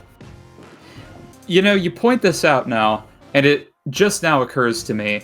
I don't know if this is a feature of the format, but yes, I don't think we've seen a single Rainmaker or Clan Blitz game so far today. It's always been zones. I mean, every game 1 is zones. That's part of the, you know, format. But every counterpick, I believe, has been tower control. Yeah, it's funny because I think every match we've also seen so far, it was one team consists of a very high aggressive team that wasn't really running a backliner at first against a team that was running a backliner at the start. So it's always interesting to see that the team that was running the backliner always goes to a map which favors having a backliner way more than not having a backliner. It just so happens that most of these teams not having a backliner are either very good at playing around it or have someone that they can pick a backliner. But now you say it, yeah, it's actually very funny how every single match so far has been, at least on stream, has been splat zones on a set map or on a map, to tower control on a counterpick map, and then it's a 2-0. Every counterpick so far has lost. Let's see if Booyah Sub can change up the format a little bit and maybe pick some Rainmaker, or even better, pick some Clan Blitz. Because I want to see a little bit of different action, because I don't want to stream or don't want to cast an hour and a half of Splat Zones tower control in a row where everyone gets 2-0. I mean, come on, we need to get some variety in here. Yes, indeed. Especially considering, you know, a lot of people analyzing the game have kind of felt like tower control is kind of the least competitive mode, at least because of, as I talked about before, Big Bubbler and Inkvac just being so, you know, strong. But regardless, Booyah Sub is certainly taking their sweet time with this counterpick, so maybe they don't really have it all together as I kind of assumed they did. I'm not too sure. It is worth noting, I believe this Pew Pew player was kind of a C-Jet or possibly V-Jet one-trick in Splatoon 2, so they're kind of coming through with potential double backline here. But yes, we are finally seeing a mode besides zones or tower control. They've decided to go with Rainmaker on Hammerhead Bridge. A very, very wise choice, though I still refuse to call this proper Hammerhead Bridge, because it is nothing like Splatoon 1 Hammerhead Bridge. They did this map dirty by removing all the scaffolding at the top. But Rainmaker Hammerhead Bridge, that's a very odd pick. I don't think I've ever seen it being picked in a Dapple tournament. As far as I can remember, at least the ones I watched and casted, I haven't seen this, so it's interesting to see how Booyah or how Booyah can take advantage of this, because looking at their comp, it doesn't really look like it suits Rainmaker at all. I mean, they were running Junior, which works everywhere. Special Medic, which also works everywhere, but I feel like the E-Leader and the Squeezer aren't necessarily weapons very suited for Rainmaker. They're more suited for tower control, so it's interesting how they picked those weapons. So of course, they can always swap to something like a 96 Gal and a Splat Charger, which definitely suit them a lot more than these weapons. Yes, but you have to consider, as I mentioned before when we were talking a previous set, I mentioned how Gal can be strong here because of the Splash Wall. And this is going to be really good for both Yeet and for Pew Pew, because, you know, the Glugas and the Squeezer both have that weapon, so you can put that in a lot of cool choke points. But regardless, adjustments being made. It seems that Booyah has come through with the regular charger in lieu of the E-Leader, and the tent for Stargaze. Tent, as per usual, it's a really cool main weapon. It doesn't really seem to be that functional in this game, but you know what? We're going to make it work. And it seems that they have gone with it for the sake of having an Inkvac weapon, which is certainly an interesting choice, but you know what? Let's just see how it plays out. Stargaze pretty handily getting the pop here. Yeet going in, trying to get some fall-off kills here. Pew Pew and Kit Kat trying to take them down, and indeed that will happen. Mist trying to hang back and, you know, pick off some members of Stargaze, going for an aggressive play yet again. Doesn't really get anything out of it. This could be an opportunity for Stargaze to, or for Booyah to push up, especially now that it's a 2v2 scenario, but Booyah doesn't really have much aggression left, and the Crab Tank from Snow is going to be giving Kit Kat a really hard time here. Yeah, that Crab Tank is going to be very annoying to fight against. It's just such a strong special. It has so much health. Inkvac also just perfectly being used by RDB, showing the Inkvac Rainmaker combo, like I talked about earlier, as being so incredibly strong at keeping the Rainmaker safe. A counter vac from Kit Kat was used, but I don't know if you can really counter vac an existing vacuum other than eating up that shot. So I don't think with that neither team is going to do anything except for painted Rainmaker forward, and that's exactly what Stargaze did. But Booyah now going with a lot of defense, taking a couple players down to the ground and having the Rainmaker reset. It's now their golden time to push up. That checkpoint is very close. Yoshi's now fighting a couple people, but attempting to go back just to protect the Rainmaker. The Rainmaker also the checkpoint, but because both teams are the checkpoint and going further, Booyah Bomb or Booyah is at the disadvantage. But they can pick up the Rainmaker and easily gain the lead as they do. And an Inkvac now to protect Pew Pew with that Rainmaker. But they're not pushing forward. They weren't trusting enough inside of their teammates, or there was someone to block them. But Pew Pew gunning at the 66, which is not all too far. And with 3 players just fall for Booyah Stargaze has a golden opportunity to get this Rainmaker all the way up to the 50s if they're playing it right. Indeed here. We see that Yoshi up there trying to bomb it back, but a very crucial inkjet shot from JB is going to pave the way for RDB to get lead here, and indeed that's what happens. And for that matter, they have a clear shot moving forward here. If they're able to displace this charger however possible, that could be even better. But a clutch squid roll able to give RDB the momentum to get it all the way down to 23 as well. The man advantage was briefly in favor of Booyah, and indeed, Yoshi able to get a pick, and another member able to bring down the Glugas here. JB just waiting in mid for Yoshi to overextend. But the Crab Tank here is going to put out a lot of pressure, but the tent holding it back even more so. I don't know, this is an opportunity for Booyah to push, but Stargaze, if they're able to stay alive, they could counter this pretty well. Although the Inkvac coming through from RDB is going to stop that even more so. But yeah, that's now 3 down on the side of Booyah. So now that's Yeet throwing the Booyah backwards, trying to stop the splash. Can he get the delayed wipe? Yes, he can. Very good play by Stargaze as they are still pushing on to the Rainmaker, pushing it forward. They have about 1 minute and 45 seconds left on the clock, and it's definitely looking, it is Stargaze's game to go. Rainmaker here with that Rainmaker or with that Breath Shield protecting them from multiple bombs, and the fact finally shutting it down as the Rainmaker shield has, or the Tenta shield is broken. The faction also making work of RDB. I don't think they expected to die there. That's unfortunate because that is a very good defensive tool for the Rainmaker Gun. And now with Yoshi's Crab Tank in a high Varus port, making it even more difficult to push. But JB getting that Crab Tank, and now with the Tent Umbrella back alive on the field, they can start pushing again. There's an Inkvac or an Inksuka, I believe, against an Inkjet. Neither of them got a splat. It's a 3v3, 2v3. 1v2 now for Stargaze. It's just Yeet alive with the Rainmaker and trying to get a kill here. But it doesn't look like they're getting any as Stargaze is being wiped out. Giving Booyah Sub opportunity to push up and get that Rainmaker moving all the way into the 20s. But they have to be careful as Stargaze is quick on the defense as their respawns are not all too long. The Crab Tag now pushing forward and they're just waiting for that Ink Fact to be ready. 2 players down for Stargaze. This is a golden opportunity for Booyah Sub. They're just super close to getting the lead. They got the lead here. They're about to get knocked out as well. And they do. Finally, a team with a counter pick won their counter pick. Booyah Sub in a very coordinated push takes game number 2. Making this our third game of the stream.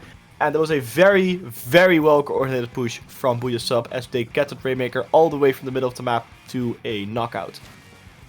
Yes, that was a very clutch wipe coming through there on Stargaze for Booyah Sub to kind of get the knockout there. And it's funny, I don't want to like call her out, but Alice was in chat here just kind of astonished at the counterpick of Rainmaker Hammerhead. And it's funny because it ended up working out just fine.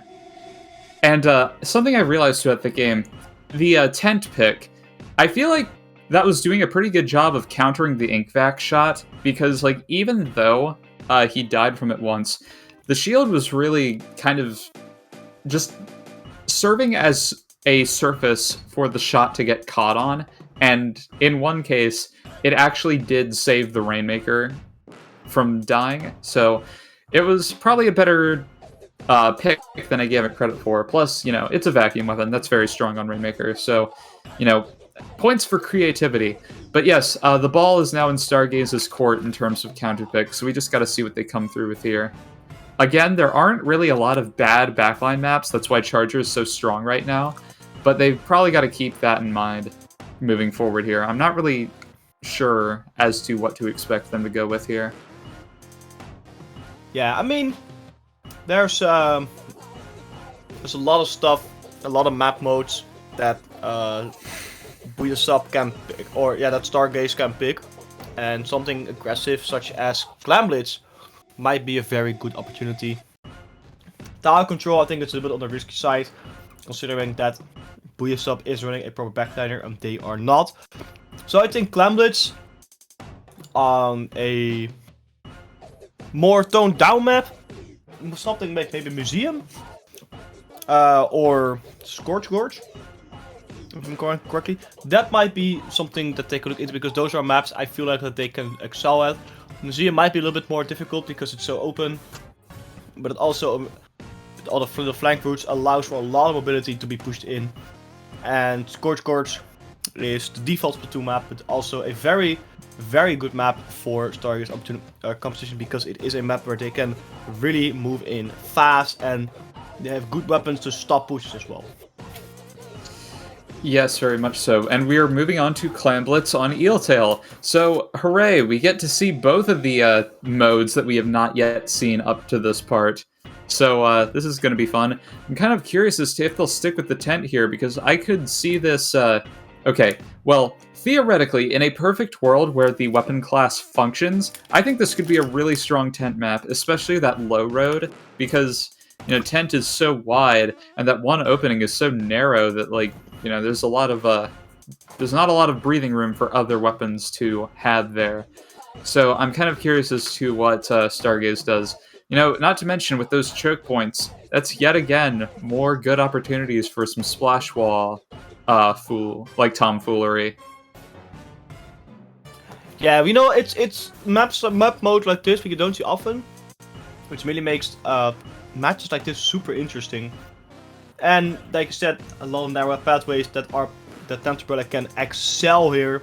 Same with those splash walls. It's going to be super annoying because a lot of stuff that Stargaze is running is definitely designed to work on this map mode, especially, you know, especially the Tenta shield. But they're not running, at least at this point, they were not running a bubbler. So a big bubbler is maybe something going to look into. So they might just ditch this splatter shot just to get a big bubbler in and help pushing, making it a little bit more easier to throw in clams from the basket.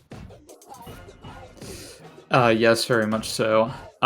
Regardless of the glucose or the tent, I could pretty much see Stargaze sticking with the other two aggro weapons to kind of round out their comp. But going in here, we see Booyah Sub coming through with pretty much the same comp they have before, and no tent, but the machine. That's a very, acceptable weapon, going from one of the more questionable weapons in the game to arguably the top one strongest.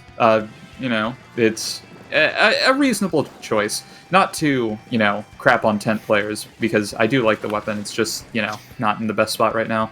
But regardless, 2v2 to start out this game right off the bat. Both of the aggro players standing on top of each other, able to bring it to a 2v1 here. JB trying to go for an aggro play. They do have the resources to push right off the bat, but they're just kind of waiting for some more clutch picks here. But JB on the Inkzuka, able to get one. Snow and Yeet are in kind of trouble here, but that is 2 down here. Kit Kat's in a pretty decent spot to get the snipe here, but JB able to just kind of slip on through their fingers and dunk the clam to get this push started. If Stargaze is able to get some more picks here, they could be in a pretty solid spot here. RDB on the Booyah here, kind of forcing them forward into their clutches, but that's going to be the end of the push, as he was the only one pushed up here. But they are able to get a very nice pick on the Squeezer, although the Glugas will be going down for it. And we see the Ink back here once more as well, with Mist getting a nice pick on the machine. Yeah, it's a very sad push for Stargaze, as only your first power clam is the one that is really free, and they're losing 3 players now, and there's a bunch of clams on the field that Booyah Sub has picked up. They have the clam, they have the basket open, and they still have 11 clams in their hands, including a full power clam. They have taken the lead, and they are waiting to get the second power clam in. It's a 4v4, but they're definitely having a little bit of an advantage here. Even if they lost a player, they still have a lot of turf potential going in. Mist goes in, gets that power clam in, and instantly pushing it to 54, which is a very, very strong first push. They can still probably throw 1 or 2 more clams in, but it doesn't look like they are going to risk it, as everyone is now back in spawn, except for I think it's the Splash Phoenix, I'm not entirely sure. One of them was still alive waiting. They decided to up back towards the middle of the map just again, just to stand back with their team and holding down the midfield as they are trying to get another push ready. They have 11 power clams, where Stargaze only has 3. Though there's a lot of specials being used and ready for Stargaze to use the Booyah Bomb to fight against the Crab Tank, but doesn't look like it's going to work. JB make word of the Crab Tank though, so that's the Crab Tank gone out. 2 players down for Booyah Sub. This is not going to be the push they were waiting for. It's just Mist alive with the Junior, and they're probably going to opt to go back, because with I believe that 6 clams in their hands, they don't want to get flooded really here, as Stargaze is finally looking for that push they've been waiting for. But with 2 players down, that push also is not happening. Indeed, but now that's a wipe on the side of Stargaze. Booyah Sub held mid control for so long, and Stargaze was pushing out, but not really taking mid control on their way in, and that allowed Booyah Sub an opportunity to get in. They do have the resources to start a push potentially, but they're just kind of waiting for picks, much like Stargaze was a while ago. And Stargaze has 3 specials at their disposal. They have the Booyah coming out, but the Glugas go down too. And now that's the Inkvac coming out from Kit Kat, but it goes down. And Yoshi able to get a nice pick on JB and the machine, and this jump is probably toast as well. And yes, indeed, Yeet going down there. And now that's a wipe on the side of Stargaze, so now Booyah Sub is in a very scary position as they are through their penalty, and they do have some clams waiting behind them. Yeah, a lot of clams going in now for Booyah Sub. They're at 27, just a couple clams left, 24, 21, it's, what? I think 7 clams till victory, 6 clams to victory. They're super close. It's only 5 now, 4 more clams, and they are victorious in the set. There's still 1 alive. They grab a power clam. Can they throw it in though? They probably can't, because there's a lot of fighting going on. Pew Pew has to throw in the clams, but it doesn't look they have any. And with that, they pushed off. But at 12 now, it's very hard to defend. Almost got a power clam in there. Super, super sneaky Pew Pew, but just not quite done it. JB with a power clam with an Inkzuka gets a very good lucky splat on Mist. Yeet now going in as well. Yeets that power clam into the basket, waiting for someone. It looks like they found a target and wanted to get them splatted. It's the Charger. They got the Charger splatted, but only 2 players like Stargaze. Again, it's not going to push it much further. And with only 45 seconds left on the clock, Booyah Sub definitely is having this in the bag, but everything can change. But Stargaze is not looking in the most healthy position, as they just lost the power clam that was scattered on the map. I love that stupid sharking inside the power clam trick so far, like so much, but Stargaze able to foil that plan, I'm pretty sure unintentionally, and we saw Yeet going in and getting a double, to kind of start that push, but unfortunately the other people on Stargaze weren't really able to capitalize on it. And with a little over 10 seconds left in this game, Booyah Sub starts a push and gets a little more clams on the board. It's just Kit Kat left on the front line here. If they're able to get one clam in, they end the game, but unfortunately it doesn't go into overtime because I think the basket was still just barely open. So that is going to be Booyah Sub pulling off the comeback to win the set 2-1. A very, very good comeback from Booyah Sub, and definitely a very well played game by them. That pushing at the end to securing the game was a very tactical play, and the other pushes, of course, were very strong. They really utilized the fact that they had a backline and they had more range than Stargaze, and that's ultimately what came it down to. But also the team fights, they always made sure one player was down before they really would engage into Stargaze's backlines, and that definitely helped them keep the basket open and get very big pushes in. Also super sneaky power clamps that they were throwing in, and especially just waiting to have a lot of clamps and then pushing instead of opening that basket in the beginning and then not having anything really to combo with it. So very good plays by Booyah Sub and Stargaze. I think we're a little bit too direct in the last game to score points, and ultimately that cost them their win. Indeed, Stargaze had the right idea there. Like, they were making the aggressive plays. It just sadly didn't seem that everybody was quite ready to push there, and it ended up costing them the long haul. But still, very well played set all around. Very nice to see a set actually go to 3 games for once. That's definitely the mark of a good competitive set here, especially when both games were so relatively close, particularly that Hammerhead Rainmaker game. But regardless, that's going to be Booyah Sub taking the win here, so we will presumably be going to break here just momentarily. So, yes indeed.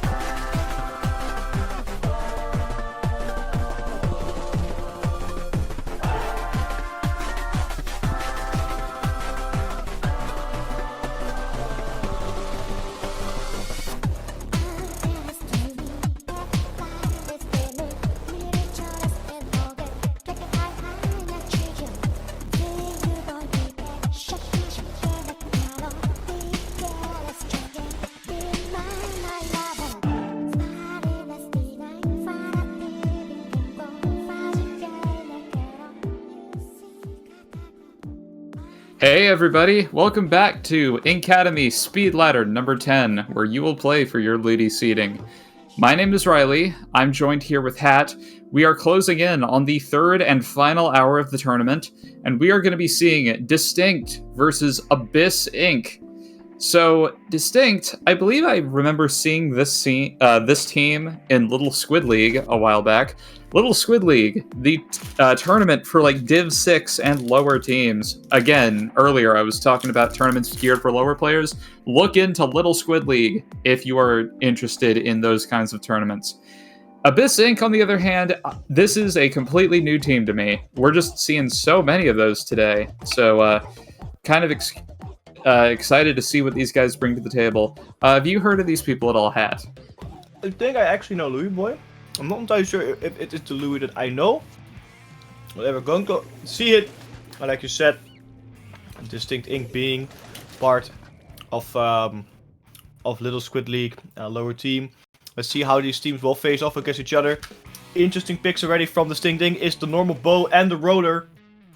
So two weapons you don't see all too often, two weapons that are very hard to work or to make work, but when you make them work they are incredibly strong. The heavy splattering coming out from Abyss Inc. Same with some regular old weapons, is the Splatter Shot, the Hero Shot, the Special Medic and the Junior playing it a little bit more safe. As DistInkt Inc. is doing a very unusual comp, but it looks like it's working as they are going very ham on the zone. They almost took it, but just not quite. As Abyss Inc. is the first one to take that zone, but it looks like DistInkt Inc. is making a big push here to gain that zone back into their own. As the crab tank from Elusive is coming out, and that's definitely making it a little difficult for DistInkt to get their stuff into the zone as they are being pushed back towards their spawn. Indeed. I don't know if the members of Abyss Inc. realize this, but they have 3 players who are wearing the Splatfest tee with ability doubler, so hopefully they have some pretty good subs on there. But regardless, DistInkt is pulling out all the stops and all the specials, generally able to survive all of that for a little bit there, so that was very impressive movement. DistInkt able to get 2 down and take control of zone here as Illyrius is under a lot of pressure and still able to survive it here, but the bow, I believe, getting some nice angles to kind of stop that, and we just have Louis Boy left alive, who is just, again, Mouge getting a nice angle fall off there. It's 2 down on the side of Abyss Inc., so if DistInkt is able to push up here, that could potentially be GG's, depending on how willing Abyss Inc. is to just drop completely. It's a big risk dropping here. Generally go down to Tiger. Tiger going down to Elusive. It's a 2v2. I think, it's a 3v2. It's 2v2 now. Let's see how well Abyss Inc. can go in, but DistInkt definitely having a big advantage with that bow, being able to snipe. It's sort of like a charge, but you can't really see where it's aiming. So you have to guess, but at the same time it's very unreliable in my opinion, because it doesn't hit a shot as consistently as the charger does. Abyss Inc. gets the zone here quite nice. They're generally fighting against the bow, but loses it. Moe with a very good shot now, looking at the heavy splatting. The heavy splatting is super weak and are forced to back out. Still alive somehow with an Inksuka is probably going to change all of that. Getting caught out by generally now Benny taking that back as well. It's going left and right with the picks, but DistInkt still on the zone, but they got a penalty of around 40 something ticks, a little bit more than 40 left now. So they're going to have to work through that, and it does give Abyss Inc. some time to breathe. But with 3 players down, I don't think the penalty is going to matter all too much. Instead of a roadblock, it was just a little speed bump. Illyrius has just been able to survive so much, and we see Louis Boy going to the flank, but Benny looming in the distance, forcing them to jump back. And Abyss Inc. is pretty close to all their specials, but they have to go now. DistInkt is almost out of penalty and almost out of points in general. Tiger here, able to get a double on a guy who was already falling off the map. Make that a triple! Oh my goodness. That is going to be DistInkt taking game 1. A very, very well placed set for DistInkt. Those alt weapons definitely worked out. You don't really see 96 roller and a bow in a single team, but with that quad dabbing on them, showing that it can 100% work. Tiger though, in my opinion, the MVP of DistInkt. They were sharking on the little corner, and I don't know why Abyss Inc. didn't check it as often as they did, because they didn't really check that corner at all. But man, Tiger going in, and they got so many spots, and that just slowed Abyss Inc. down so much that whenever there was a penalty on for DistInkt. It didn't really matter all too much. And especially, that was really funny when he got the one off the map as well. It's just adding insult to their injury after that, because that triple splat, I think, is really secured the game. Most definitely here, but from what I was seeing, DistInkt had some really solid survival, and ignoring what happened at the end there, that might have just been brought on by necessity of the moment. They were playing pretty conservatively and not really dropping, mindlessly like we've seen kind of some other teams do. So I think they generally have the right idea. It's just that once Tiger was able to roll up and get into position, they could just go to town on those ledges. So I think the counter pick here has got to...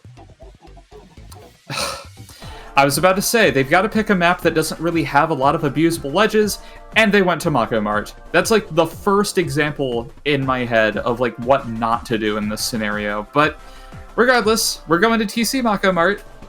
So, yeah. Going onto this map here, I feel like, if you're able to outpaint the roller and outrange them, and not just hold forward, you could probably deal with them there.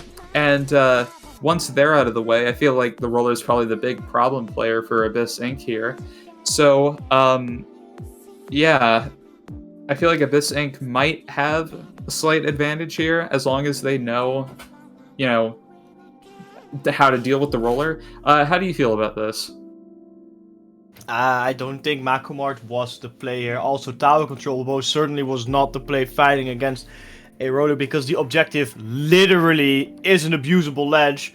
So, yeah, it is the #1 example of what not to do. Something like Eeltil Alley. Clam Blitz would have been better. Or if I take some Splatoon 3 maps here, maybe Museum, because it has a lot. It has ledges, yeah, but they're so high up, it makes it too difficult for the roller to abuse them as smart. Maybe Mahi Resort, which is a shark-heavy map, but at the same time, it doesn't have a lot of stuff where the roller can really do its thing. So Mako Mart definitely was not the map mode, and they were struggling so much against the roller and the bow. And the bow, because the map is so open and there's so many spots it can stand, it can also just be annoying, because if the tower is pushing up to checkpoint and bow is on the block, it has to range to fight on the snipe and fight to protect the tower. So for stuff like that, I don't think this map was a good choice at all. Same with the specials they were fighting against. They were very strong for tower control compared to the specials that they had. It wasn't. I mean, it was sort of similar, but I think the weapons were.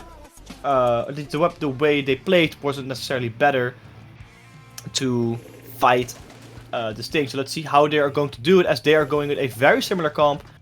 And we see both teams, I think, are running the exact same comp. I'm correct. No, it's Benny swapped from the machine to the splatter shop, but I think everything else is the same.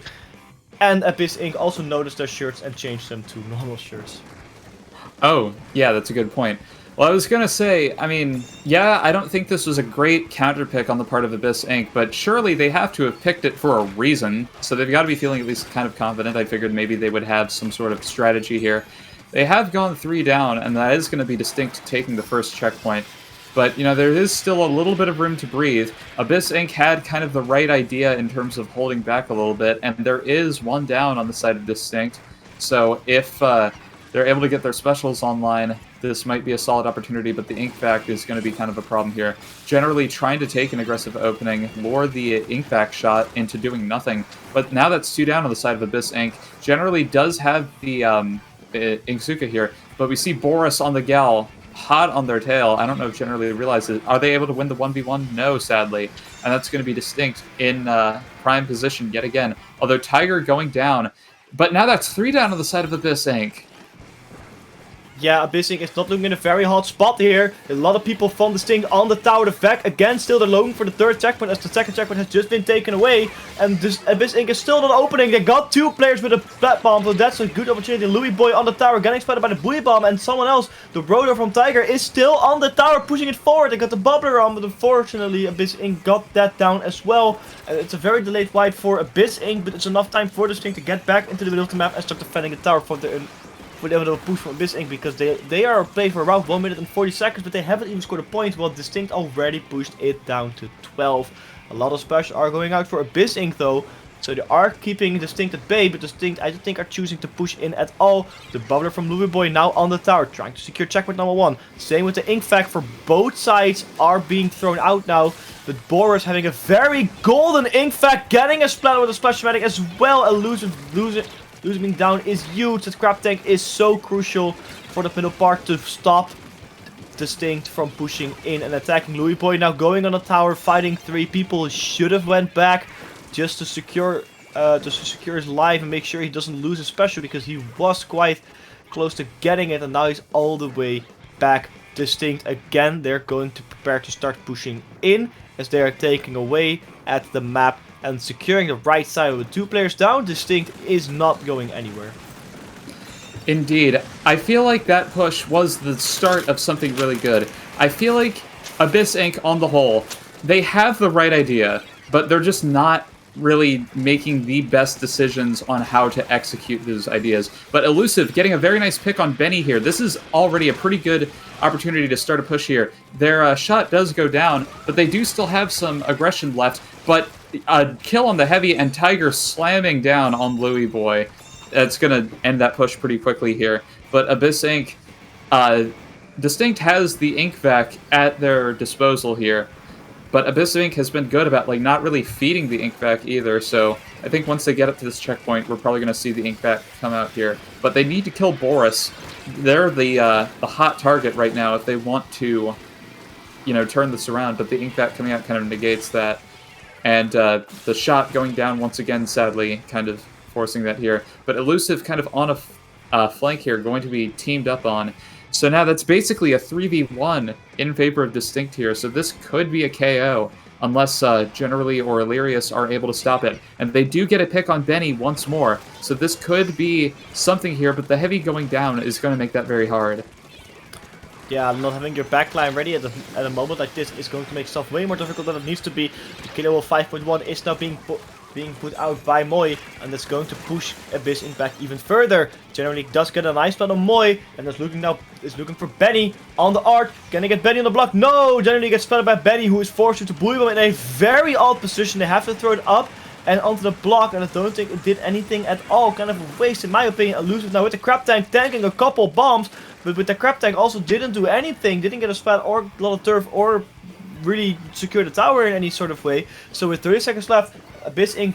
does have to make some move and get some strategy in quickly. The Wavebreaker now out, but also in the spot where it's not going to do anything. Tiger may be marked though, but with a lot of ledges they can abuse, it doesn't really matter anyway, because they can just move around and abuse all those ledges. The Abyss Inc. doesn't have any sort of opening whatsoever here. Benny again on the block, pushing down multiple people just in their spawn. It doesn't look like they have any option here, but to just rush it in, and with 2 players left, it's not going to happen. Benny now fighting against Elusive, but Elusive is not able to do anything outside of splatting him, because all the time that it took for him to splat, it was enough time for DistInkt to just secure the tower. And again, DistInkt with a very, very good game. Not as clean as the last one, but 88 to 10 or 88 to 23, securing game number 2 as well, making this another 2-0 in Speedladder.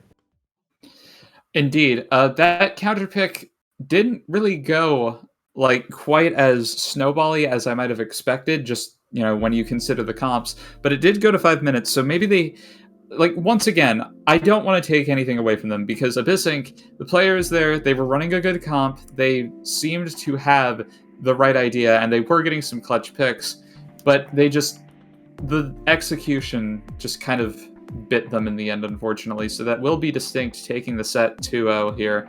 Again, I hope that Abyss Inc. isn't too discouraged by this, because they seem to have some potential moving forward. It's just a matter of changing up some decision making, really. Yeah, I think it's just maybe they are, like you said, a new team, so I'm not going to judge them all too hard. And they definitely had some good plays, and they definitely had some glimmers of potential. So they have to practice a bit more together, and also practice counter picking and looking at what your opponent was playing to make a proper decision off it, because all you can do is gather information and then utilize the information at a in short notice. But definitely Abyss Inc. held their ground, and not being knocked out instantly is an improvement. Not being knocked out in general is an improvement comparing to being knocked out. So it's the baby steps that will lead to the big picture. It's the smallest steps that matter the most. So I wish you DistInkt a lot of luck in the rest of the tournament. DistInkt as well, very very nicely. We will go to our next match in a small minute though. It looks like they are getting our next one, I'm not entirely sure. But until then, we will go onto a tiny break. Yes, I do believe we have.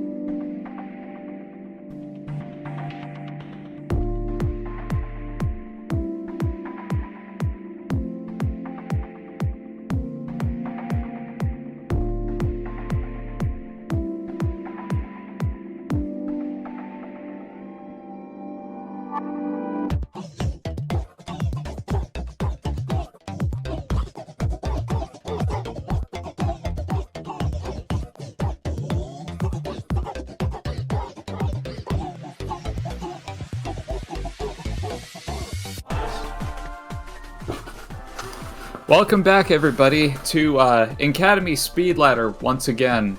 I'm Riley, I'm still here with Hat, and this next set's going to be a pretty good one. We've got Cherry Limeade versus the Grillers. Now, Cherry Limeade, at this point, I don't really know if they need any introduction. They are probably going to be like one of the top NA teams moving forward, and almost certainly the top off-meta NA team moving forward. So you love to see what kind of weird comps these guys are gonna pull off. It's kind of unfortunate that they won't be as unique because, you know, we only had the vanilla kits to go off of in this game, but surely they've got something funny lined up. And the Grillers is kind of just a prominent mid-level team. They've been around for many years at this point, not to mention they are some pretty close friends of mine, so there might be a slight bit of commentator bias, but you know what, we'll just deal with it. Regardless, Hat, are you familiar? Well, okay, we're gonna go into Splat Zone Sturgeon Shipyard. Let's see what they have lined up. Yeah, like you said, definitely a lot of off picks here for Cherry. For the Cherry off picks here for Cherry Limeade, the brush and the brush and the bucket being the more interesting ones. The Tri-Slosher being the interesting ones. So, and also the Hydra Splatling for the Grillers, also a very unconventional pick, but some weapons that can definitely work on this map. We haven't seen, we saw the Hydra earlier on this map and it didn't work all too well, so let's see if the Grillers can make it work. We do see the zone being 50-50, Cherry Limeade being the first one to get onto the zone and also get the first pick on the Specialmatic, and now another pick onto the machine, which are very strong picks because having high aggression gone out of your things to deal with is a very high priority thing to do. It also makes holding onto the zone in this map a lot easier because that machine can stand up on a lot of annoying places. But then it being called out by the Inksuka. Cherry now also going in. Cherry up to someone else, also going in. Trying to get some stuff in, trying to get some push in, and then the zone being in the hands of the Grillers. Being the zone being in the hands of the Grillers and also pushing Cherry back is making this a little bit difficult for Cherry. They're getting their specials ready, but I'll see if Cherry can get it once they get their specials ready as well. Indeed, we see Boshin going in and getting a nice pick on the junior here. They're kind of forced out of position by this killer whale here, and they will be blocked from getting lead just for a little bit here. But we have the Zuka and the Booyah Bomb ready for the Grillers. For that matter, Grillers with a double Booyah comp, come to think of it here. A very nice clutch pick from, I believe that was Reborn on the K-Machine there. To save Boshin's life, and briefly that was 2 down on the side of Cherry Limeade. So the Grillers able to take zone yet again, but now they're 2 down as well. Reborn here going for a fight in mid, gonna be a trade. It's up to Devi to kind of clean up what's left of their remains on zone here, but it's neutralized, and Cherry Limeade able to take control of it pretty quickly here. They don't have that much penalty left either, so the Grillers have got to respond fast if they want to take lead here pretty quickly. Boshin able to get a very nice pick on Krim yet again, and Lily's in kind of a problematic spot as well. He will go down to a bomb, but still, that was a nice shot, and the Grillers, Cherry Limeade able to get through the rest of their penalty. Getting to the penalty is huge now because you can build up that lead, and that's going to be super crucial, of course, to winning, but also to put on the pressure towards the Critters because they are fighting a lot more than we have seen previously. Pika with the burst trying to go in, trying to be sneaky and get some stuff, get some turf in for their special, being very sneaky with that slow swim with a lot of bombs and a lot of players there deciding just to go out. You know, I don't want to have anything to do with this. I see 4 players, I'm gonna dip. But they're already preparing for another flank. They see 2 people. They got 1. They're looking for the second one. Can they get Clincher? It doesn't look like the camera is going to get it covered. But no, it doesn't look like they could get him as the zone is being captured because 2 players went down and the brush is decided to do something else instead of capturing the zone. Very good stuff by Grillers to get that zone in that opportunity, the goal in the window. But can they hold it as well after lose 2 players? Now the Inkfact coming out for Cherry Limeade. And a lot of bombs and specials pushing that zone. It is again in the hands of Cherry Limeade, but they have another 50 points penalty onto them, so the Grillers does definitely have some time to group up, get the specials, and start another push. Indeed, Grillers able to take control of zone and apply a pretty hefty penalty to Cherry Limeade there through the help of Boshin and Reborn. But unfortunately, Cherry Limeade's very close to being out of their penalty here. But Boshin able to get a nice pick on the brush flanking here. This is a prime opportunity to take control of zone here. They have to push up now. It's basically now or never at this point here. And Pincher getting a nice pick on the flanking try as well. This is a prime opportunity for them to push up. And Devi, is coming back in here. She's a Hydra one-trick, and she is a flanking Hydra, of all things. So we've got to see some crazy plays coming out there. But unfortunately, just as she comes in, going down here, as Pika and Shiny take control of zone, but Lily going down is going to be a huge loss of paint here, but still 2 down on the Grillers here. And Shiny moving into position with Krim on the Inkjet, going to put out a lot of pressure here, unless one member of the Grillers is able to do something about it in midair. They need to get a special or a clutch pick or something here. They do have the Inkzuka coming out here, and the Booyah and Crab Tank, but they need to do something now. And the Inkvac coming out is going to neutralize that pretty well. The Booyah Bomb tries to do something, but it won't come fast enough as Cherry Limeade takes game 1. Yeah, the Grillers had a lot of stuff planned, and they definitely had a lot of moments when they were shining. But it was just not enough. Cherry Limeade just had so much firepower, and every time the Grillers threw something, Cherry Limeade just immediately knew how to respond to it and immediately knew how to deal with it, and they just did it so perfectly. Devi was trying to get some sneaky Hydra flanks in, but they was being caught out so much. Pika with the brush just going in, and even if they only got 1 pick, it just 1 pick and just 1 player less for the Critters to push in with, and that brush also getting a special so incredibly quickly, baiting them up so fast, making it super difficult to push in Shiny, of course, with the Inkfact also. Some very strong vacuums and definitely stopped a lot of firepower and bomb spam, which didn't help the Grillers' case at all. So I'm interested to see, because both of these teams have pretty equal comps in terms of weapon classes, what they're actually going to pick. And it will be Splat Zones on Scorch Gorge. A very interesting pick, and the first Splat Zones counter pick we have seen today. Indeed. This is a pretty solid backline map here. You have to consider that, yeah, Cherry Limeade has Shiny, but, Grillers have something to kind of attempt to answer that as well. I could pretty much see them coming through with the exact same comp here. And as for Cherry Limeade, I would probably expect a switch from the Tri-Slosher because Sturgeon Shipyard is probably Tri-Slosher's best map. That or probably Mako Mart. But I don't know, it's kind of hard to say how good it would be here because, you know, you kind of have to get up and get in order for Tri to, you know, be at its most effective. So, I don't know. Krim is probably best known as like one of, if not the best Glooga player in the West right now. So maybe we'll see that come out. It might cause the comp to lose a bit of speed, but who knows? It's kind of hard to say. As for the Grillers, as I said, not really expecting much change here because, you know, Devi is a Hydra 1 trick here. Boshin and Reborn are both kind of, you know, shot mains, aggro players, and Pincher is actually a tryout for this team at the moment, and they, as far as I know, pretty much just play Splash primarily, so they're just going to have a really aggressive comp plus the Hydra. But the game is starting here, so let's see what they have decided to go with. Krim actually sticking with the Tri, and Shiny coming through with the bow, and Boshin on the Reflux. Okay, so I forgot that Boshin is also primarily a support player, and full special charge. They just want to make life as miserable as possible for Shiny, and also call out any flank they see coming from Krim or Pika. So I'm actually kind of okay with this pick. I think Reflux is a really cool main weapon. I just think that, you know, the fact that it has missiles has kind of damned it into, you know, unfortunate reputation territory.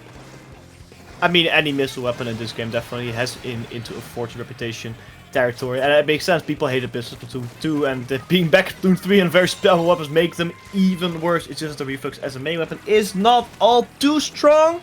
It's not the best Slayer weapon. It's very inconsistent, so in terms of raw killing power, you have to be very good with it to make it work. But the missile slam is super annoying. Like I said, the full charge up from Boshin is not something I'm going to fight against. But it looks like Cherry Limeade, as far as right now, are doing fine. And missiles are finally coming out along with a Booyah Bomb. Pika, though, going to the far right, but Pincher pinched them down. Get that splat with the Crab Tank, and then we're looking at Shiny to get them down as well. They didn't get Shiny, but they got the zone neutralized with 55 ticks left for Cherry Limeade. It looks like the zone is being taken by the Gorillas, but no, they got it back quite quickly and just removed any kind of work that the Gorillas have done. Lily now getting missiled, but the Bubbler protecting them and preventing all the miss from being put on that zone. Trading with the machine also makes it a bit more easier. 25 ticks left for Cherry Limeade to get the zone into knockout. Pincher now is in that zone trying to fight it, but the Crab Tank in a Toxic Blitz is really unfortunate too because they can't really move at all. 40 ticks left on that timer. They have to do something with 2 players down. The Gorillas are not going to do anything. The Booyah Bomb is out. I think it will not be enough either way, as Cherry Limeade quickly make work of them, and this is a very clean 100-0 sweep for Cherry Limeade. That all just went by so fast. It's kind of hard to really say anything. I feel like Grillers kind of not having as much aggression kind of hurt them here, but at the same time, I don't know. I think the adjustments they made are reasonable. But I don't know. I just don't think they really had the speed on the whole to keep up with them there. It's kind of unfortunate. But what can you say? Cherry Limeade is a very strong team, so like it's not something to feel too upset about. You know, these are both really strong teams, but you know, Cherry Limeade is certainly getting on up there as far as, you know, the hierarchy of NA goes. And regardless, you know, excited to see what kind of new strategies these guys come up with in the future. That's kind of what makes them so fun to watch. Yeah, definitely. It's the unique strategies that have always shined. Splatoon 1 to Splatoon 3, everyone, they can make an off-pick work. They always were shining. They're always way more fun to watch than just having the same 5-6 weapons over and over and over again. It was really hurtful for Splatoon 1. Splatoon 2 had the issue a little bit less, which still had their issues. Splatoon 3, so far it has its weapon set, but also a reminder that there's only what, 30 something weapons in the game, so not a whole lot to work with compared to the over 60 weapons I think we have in Splatoon 2. I don't know the number offhand, but it's however many were in, however many main weapons were in Splatoon 2, plus 4 for the 4 new ones, unless I'm forgetting some more new ones they made. I mean, yeah, of course, all the different variants. And certain weapons require different playstyles. Even a sort of high Slayer weapon with a different kit could be a very supportive weapon, and we don't see that yet in Splatoon 3. So until then, we just have to go and wait until Nintendo releases more weapons in the first big update. Indeed, but the new season is right around the corner, so hopefully we'll get some more kits soon. But regardless, that's going to be it for the set here, so I believe we should be moving on to the next set pretty soon here. But yes, we will be going to break very quickly, so stay tuned for our next set, because it's going to be a good one.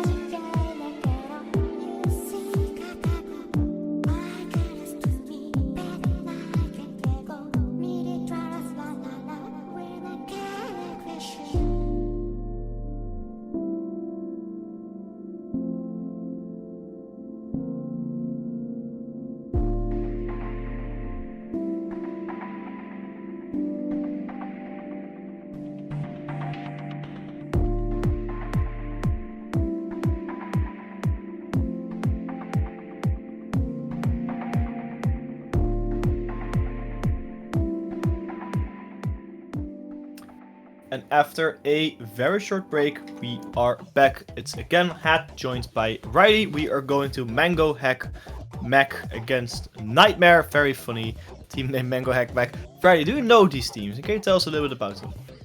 Okay, so Nightmare, I will probably recognize once I see their roster. The name doesn't immediately ring a bell. But Mango Heckmech, who I'm just going to call Mango, if I remember correctly, this team won the recent SAC one-off tournament, the Gold Bracket.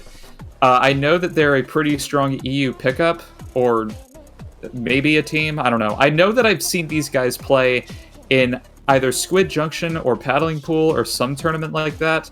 It'll become more clear to me. Yeah, okay, so apparently Nightmare is like a German team, but, you know, we'll see moving forward.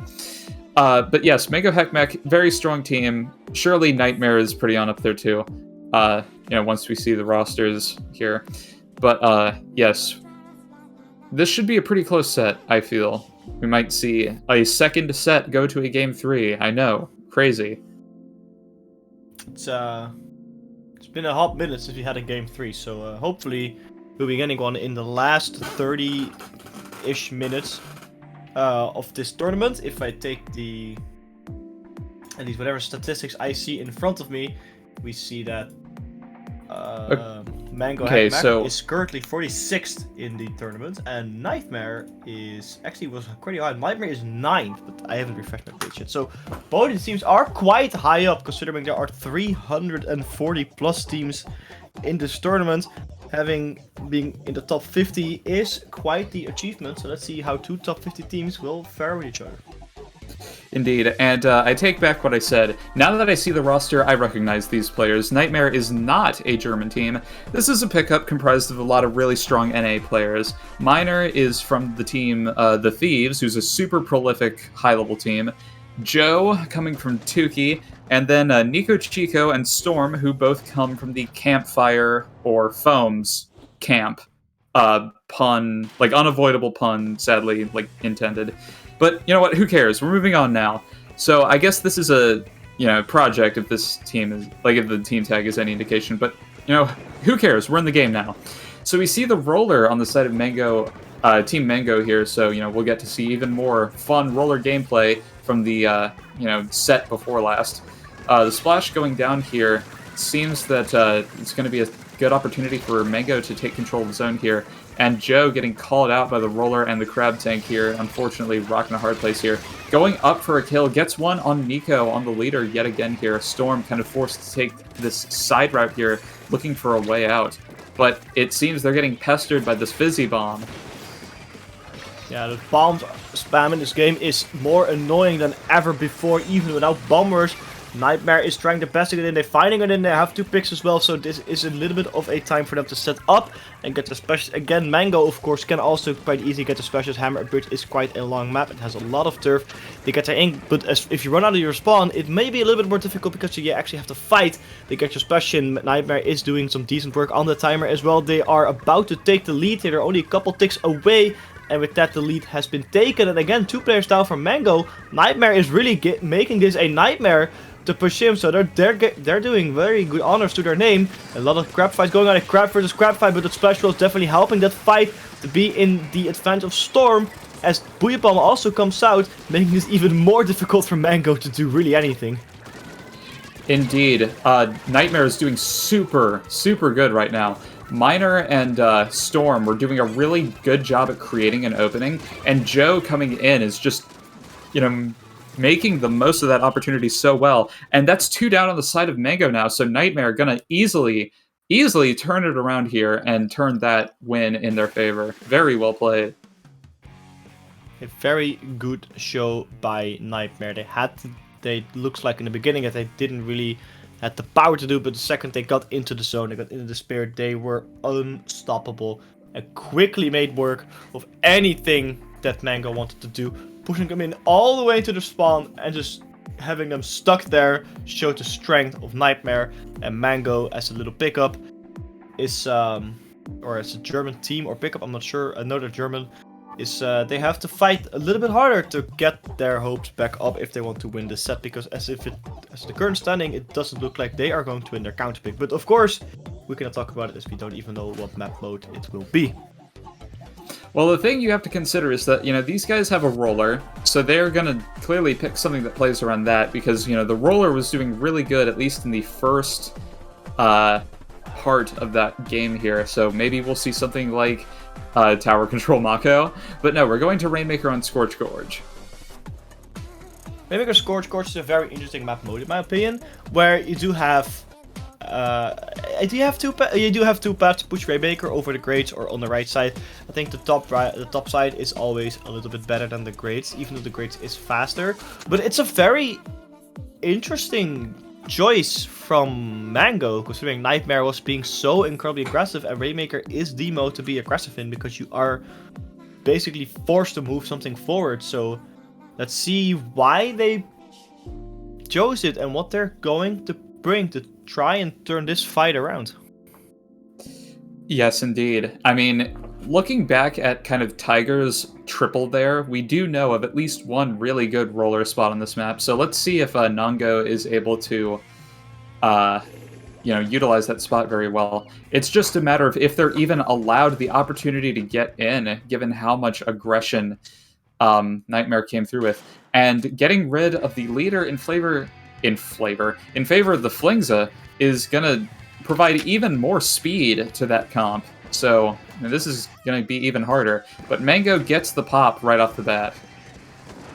Yeah, that pop at the beginning of this map, it doesn't do all too much, as it just paints the middle part.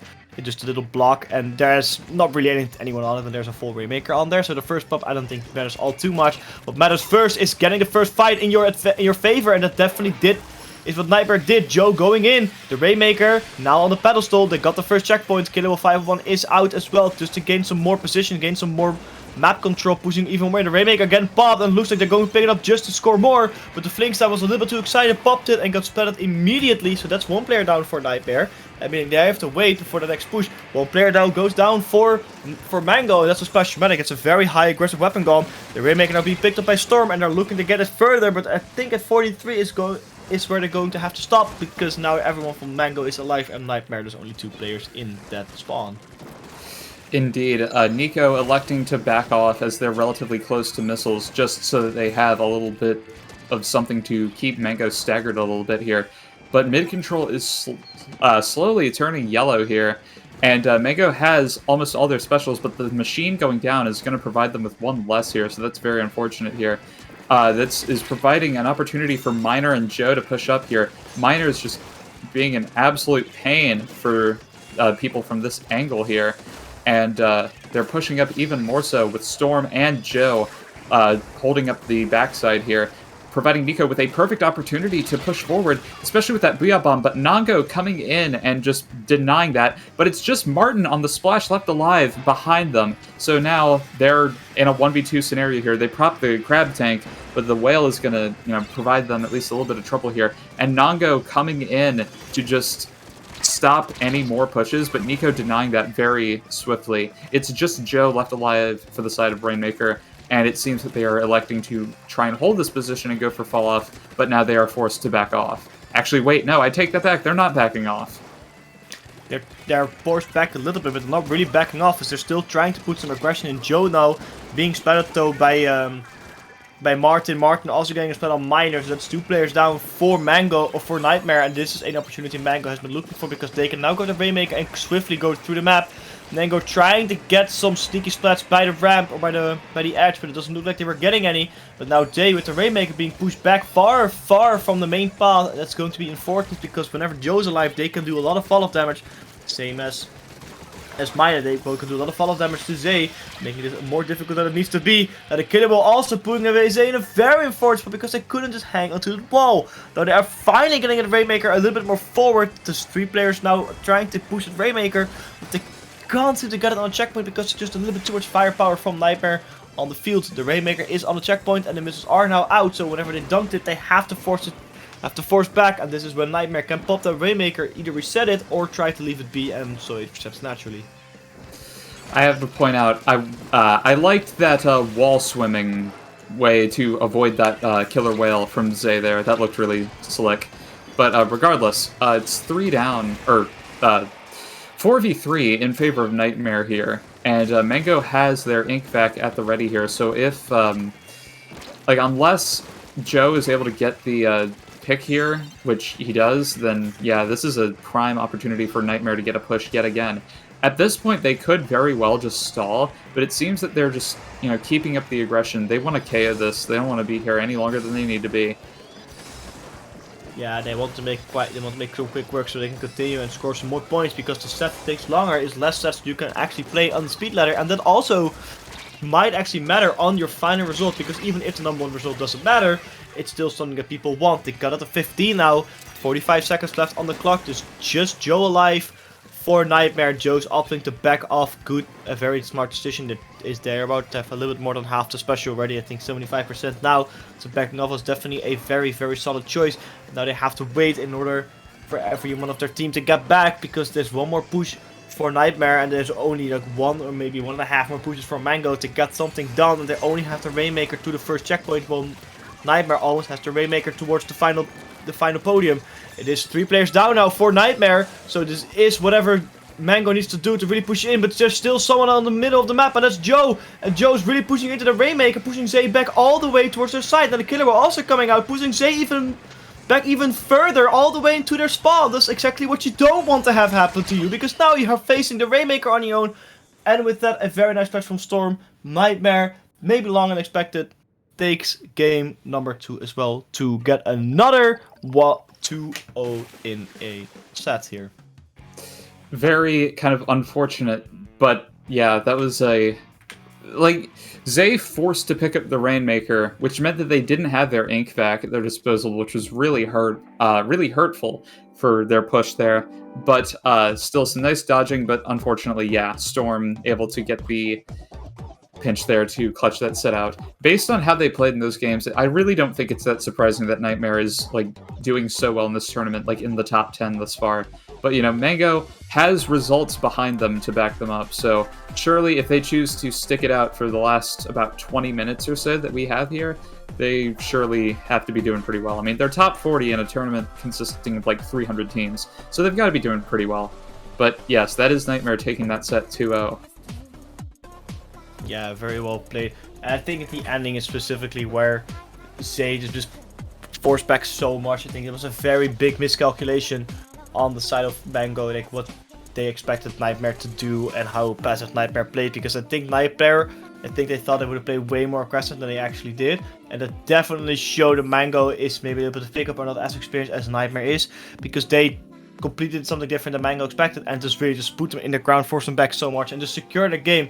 And the first game as well, they were just playing passively, waiting a little bit, and then they had the opportunity, they just jumped in, did everything they needed to do, and just kind of stuck with it, They didn't make life more difficult than it needed to be.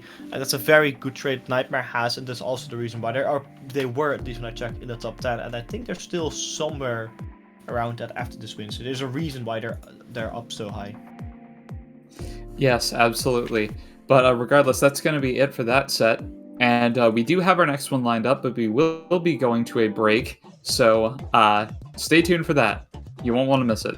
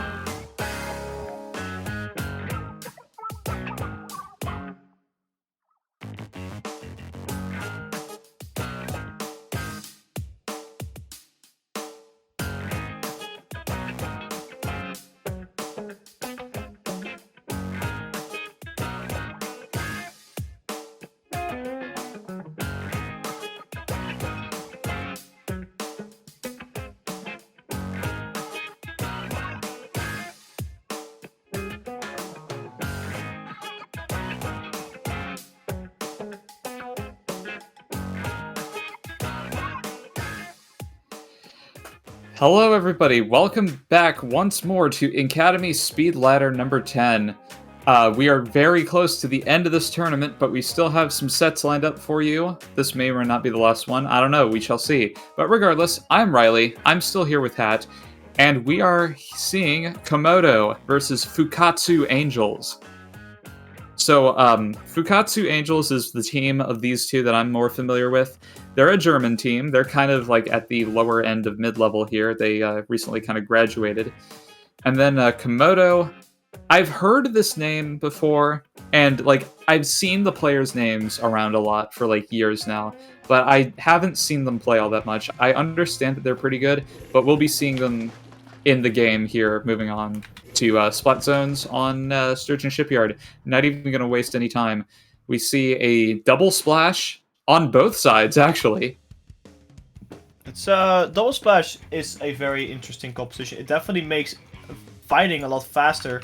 So of course I like seeing them. It also happens to be a favorite weapon in this game, as Komodo takes zone 1 quite quickly, but they lose one player though. But 2 players go down for Fukkatsu Angels, and that's both the Splashers gone and the E-Leader going down as well. It's just Junior being alive, and they are backing off all the way back to spawn, just making sure that they save here that big bubbler, because the big bubbler is very good to push, because Komodo doesn't have a big bubbler of their own. But Komodo, with that, because they're pushing Fukkatsu Angels back so much, is already at the 50s mark, and that is very bad news for Fukkatsu Angels, because they are about to have already lost half of the effective playing time. They have to make sure they go in to do something, but it doesn't look like they have any opening, because Komodo is just putting them into the ground. Indeed, Komodo is just absolutely feasting here. We see Chris up there on the splash, forced to give up on that position here. The leader's trying for some kind of shot, but they aren't able to get it as they get brought down here. Chris dropping, able to get a pick on Setu, but that's not enough. That's going to be Komodo pretty much instantly taking game 1. Yeah, that's a very... Oh, yeah, go ahead. Like, I don't even know. What do you say about that? It's, It was just, yeah, it's interesting. I think Komodo, from what I looked up online quickly, they've been around forever, but the name Komodo is also kind of a very general name, so I'm not sure. I've definitely seen the names come on every now and again, but yeah, they really put it down. They just, I honestly don't exactly know how they did it, but they just won their first fight, and then they just really very much kept whatever Fukkatsu Angels doing, just kept it at bay and kind of just held them down there. So that's a very strong place by them. It definitely probably shows a lot of age fighting into Splatoon tournaments. And Fukkatsu Angels, I think they were just spreading out a bit too much and trying to do a lot of hero plays, trying to fight alone instead of as a team. And I think that was whatever that helped them not really push in, because Komodo always tried to put 2 players on one opponent, where Fukkatsu Angels was often called out alone fighting 2. So I think that did not help their case at all. Indeed. It's kind of funny considering, you know, Fukkatsu Angels had the E-Leader, which, you know, on paper, that should be able to pick off pretty much all of them. Like, they have the range advantage, but just, you know, the sheer aggression, plus, you know, the bow putting out so much chip damage is gonna, you know, trip up people quite a lot. We're moving on to Rainmaker Mincemeat Metalworks. I was about to say, I think this is the first time today we're seeing this map mode, but no, we saw it in zones earlier. But regardless, Rainmaker Mincemeat, how do you feel about this? I think Mincemeat Rainmaker is a very interesting pick, because both of the routes are very viable options on the left and on the right. The route on the right being the more conventional route, as it is a more conventional Splatoon map, or more conventional Splatoon idea of a map, where you can paint and you can just chill and you can shoot and you can do all the stuff that Splatoon is most famous for. On the other hand, the left side is a very risky one, but super fast, but honestly requires a bit of run speed, because it's a very Splatoon 1 hammerhead style grade system, where you climb up the grades in order to get to the enemy base. It is very fast to get the Rainmaker up there, but also very risky, because there's no ink to hide in. So let's see how these teams are going to take this on. We see a Flingzar coming out from Komodo, so they want to get the missile spam. Fukkatsu Angels swap one of their special medics for a junior. Let's see how these teams are going to fare off against each other in this map mode. Indeed, it's kind of interesting. Komodo sticks with the double splash, but one of those, based on the build, seemed to be kind of burst bomb spam oriented, so that's kind of funny. But regardless, mid control seems to be kind of split at the moment. Demi on the E-leader putting out a lot of pressure, and they do have the man advantage here just a little bit here, but Scrub going for a flank on the Flingsa, able to get a trade. It's 2 down briefly on the side of Komodo, so this might be an opportunity for Fukkatsu to push up at least a little bit, but Komodo's taking mid back rather quickly here. Lucy under a lot of pressure here from the Splash and the Machine, but the Machine goes down, and Pixel is forced to back off here. But Vesper going in on the very back end there. They are brought down, though. That's 2 down on the side of Komodo, though, so this might be an opportunity for them to push, but they're just not far up enough in mid to really take advantage of it. And they keep getting the picks, though, so yeah, indeed, that's 2 down yet again, so now it's time to go. Demi's got to take this on the right side here, and a nice placement of the big bubbler, able to not quite allow for the checkpoint because Pixel was able to fall in just in time. And that's 3 down on the side of Fukkatsu here. So Komodo are gonna take mid and get their opening for Rainmaker lined up. It was a very good way of placing the bubbler for Fukkatsu Angels, and definitely was very helpful for the team because it almost secured that Rainmaker onto the podium, but just not quite, as you can still swim through the bubbler and get some splats, and that's exactly whatever Pixel did in a very nice play. We see that Komodo did get the Rainmaker onto the pedestal, just giving them the tiny bit of advantage of 59, so whenever Fukkatsu Angel gets the pedestal, now it will be set at 60 instead of 59 as well, because this game you cannot have equal score for some reason, but it doesn't matter all too much, as they're probably going to get this Rainmaker onto the pedestal anyway. Komodo, however, though, making sure that Fukkatsu Angel is slowed a lot by using the Crab Tank and various other specials to slow them down. The Big Bubbler is already been used for Fukkatsu Angel, so they don't have that at their disposal. And with a 3v3 fight, it looks like this can go on right now, but the missiles force them away, and that is the end of DXME, because they could not get the Rainmaker any further. Now the Crab Tank is trying to get the Rainmaker popped, but I don't think Crab Tank is the best way to do that. Even if the Rainmaker is popped now, it should still be grabbed off and pushed farther away, because it is very, very close to the checkpoint on the side of Komodo. Both teams, though, opting to go on the right side for pushing, the right side for Fukkatsu Angels and the right side for Komodo, and is the more safer approach. But I think a left side push for Komodo might actually work, because a lot of people from Fukkatsu Angels are expecting a push on the right. With 2 players down, it is a very good 3 players down. Very good Booyah bomb. It is a very good moment to start pushing, but they're opting to go for the left once again. But when the Rainmaker gets picked up, Chris comes in and get that clutch splat, and that is going to cost a lot of time for Komodo. And I don't think they have another good opening as of right now, because the Rainmaker is now splatted by the E-leader. And now Fukkatsu Angels is really putting a lot of pressure on Komodo, as they are preventing the Rainmaker from being pushed any further. Indeed, Chris has been doing really well in this game. He got the flank earlier, like just a little bit ago, but earlier on in this game, he got a really good, it wasn't drawn attention to, but he got a really good double with the Inkzuka to kind of stop Komodo's initial push here. It's a little less than 90 seconds left in this game now. At this point, like, Fukkatsu Angels has to really prioritize getting some picks here, and Chris on the Inkzuka may be able to kind of accomplish that. Not really able to pull anything here, but they were able to put out some pressure, if anything else. But yes, they have to actually push up with the picks that they get here. And they do have the Crab and the Big Bubbler at the ready here. The Crab might get eaten by this Booyah Bomb here, but no, Julian able to survive this a little bit. Less than a minute in this game now. That's 2 down on the side of Komodo, so now it's time for Fukkatsu to get going here. They're a little bit scared of the Crab and the missiles, but once those are out of the way, this might be their time to go. And Chris, having the Inkzuka yet again, is going to surely be some kind of good advantage for them, but Pixel sharking on the wall, able to bring them down just a little bit, and Demi kind of getting caught out of position here. That's going to be just Julian left alive, and it's a delayed wipe here, so Komodo is going to be extending their lead, most likely, with just 30 seconds left in this game.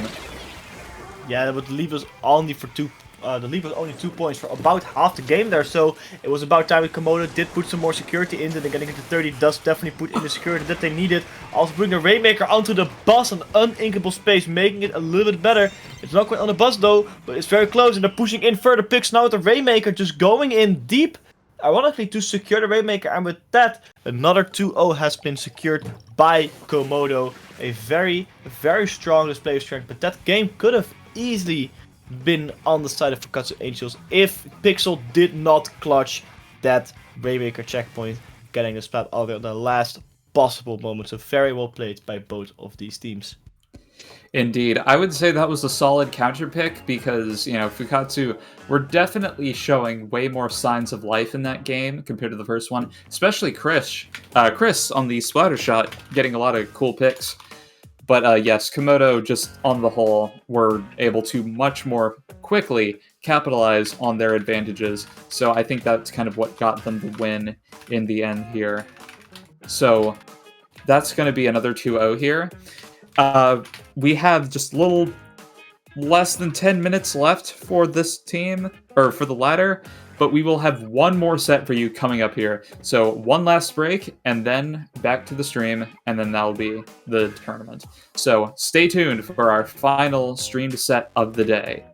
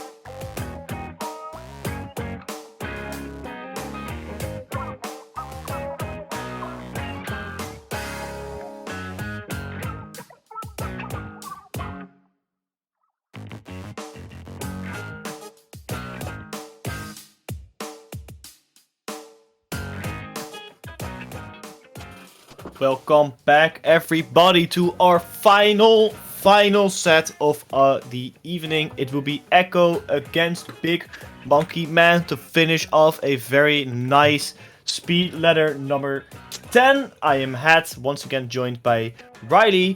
And before we start the set, Riley, can you tell us a little bit about these players and these teams?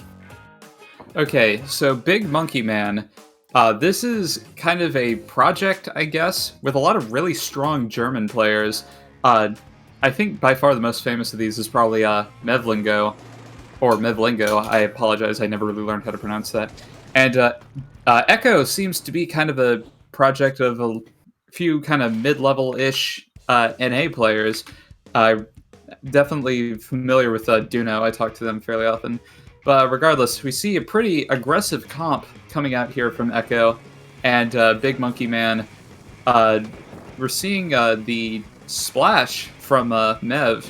We most often see the Nautilus, but Mev going in for a flank already, able to get a pick on the Hydra, but Duno able to stop the shot there. And it's 2 down on the side of Big Monkey Man, but Desert on the E-Leader able to punish Duno pretty effectively here.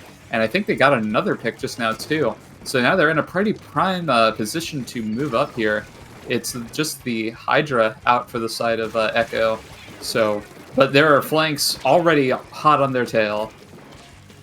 Yeah, it's a very good opening for Big Monkey Man, already pushing past the 50s and into the 40s, with Echo having no answer to whatever they're doing, and a couple specials ready as well. The Crab Tank now from Big Mav coming in, trying to fight a lot of people, but having to fight against the 52 from Jaden is not the pace they wanted to be. The Big Bubble now into the zone, protecting it as long as they can. Very good, because it took them quite a while to capture it, but with only still alive, it's not gonna happen, and they were forced to back out, but they did survive the fight, and with that they can get a lot of special back quite quickly.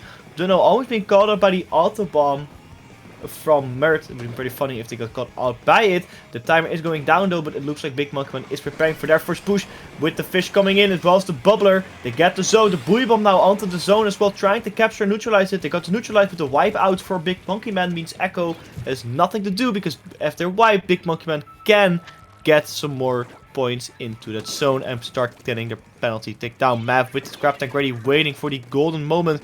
Still not damaged, still not discovered. They're waiting for the Hydra to drop so they can use that Crab Tank and start getting some splats in, or wait for the flank. Almost getting caught out there, but the Hydra just not paying it last little bit. The Booyah coming out, and Mav is still sitting there flanking the Crab Tank from Lappy. Very nice, getting 2 with that flank, looking for the 3rd as they're fighting the 52, but the 52 proves no match for the Splash Panic proves no match for the 52 as they make quick work of him. But it was a very nice splat and put more delay on Echo, who is still only at 64 compared to 21 of Big Monkey Man. Indeed. It was a good effort from Jaden on stopping Mev there, because that definitely could have gone wrong. That's 3 down on the side of Echo once more here, as Desert gets a nice snipe on the 52 gal. Big Monkey Man is through with their penalty, so that's going to be them pushing up here, and that's probably going to be them taking the game, unless Lappy has anything to say about it here. And they've gone 2 down right at the very end, so that's going to be Big Monkey Man taking game 1. Very, very nicely played by Big Monkey Man.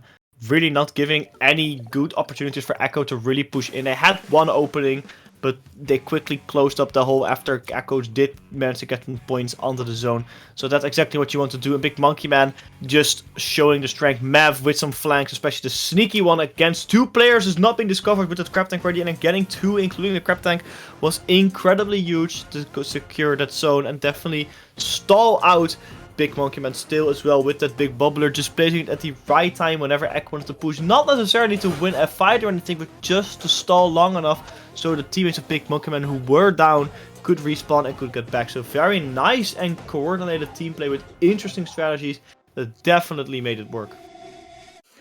Indeed. Kind of curious to see what Echo goes through here in terms of counterpick. I really feel like at this point basically anything could work. I don't want to like undercut them either, because these are really strong players on Echo as well.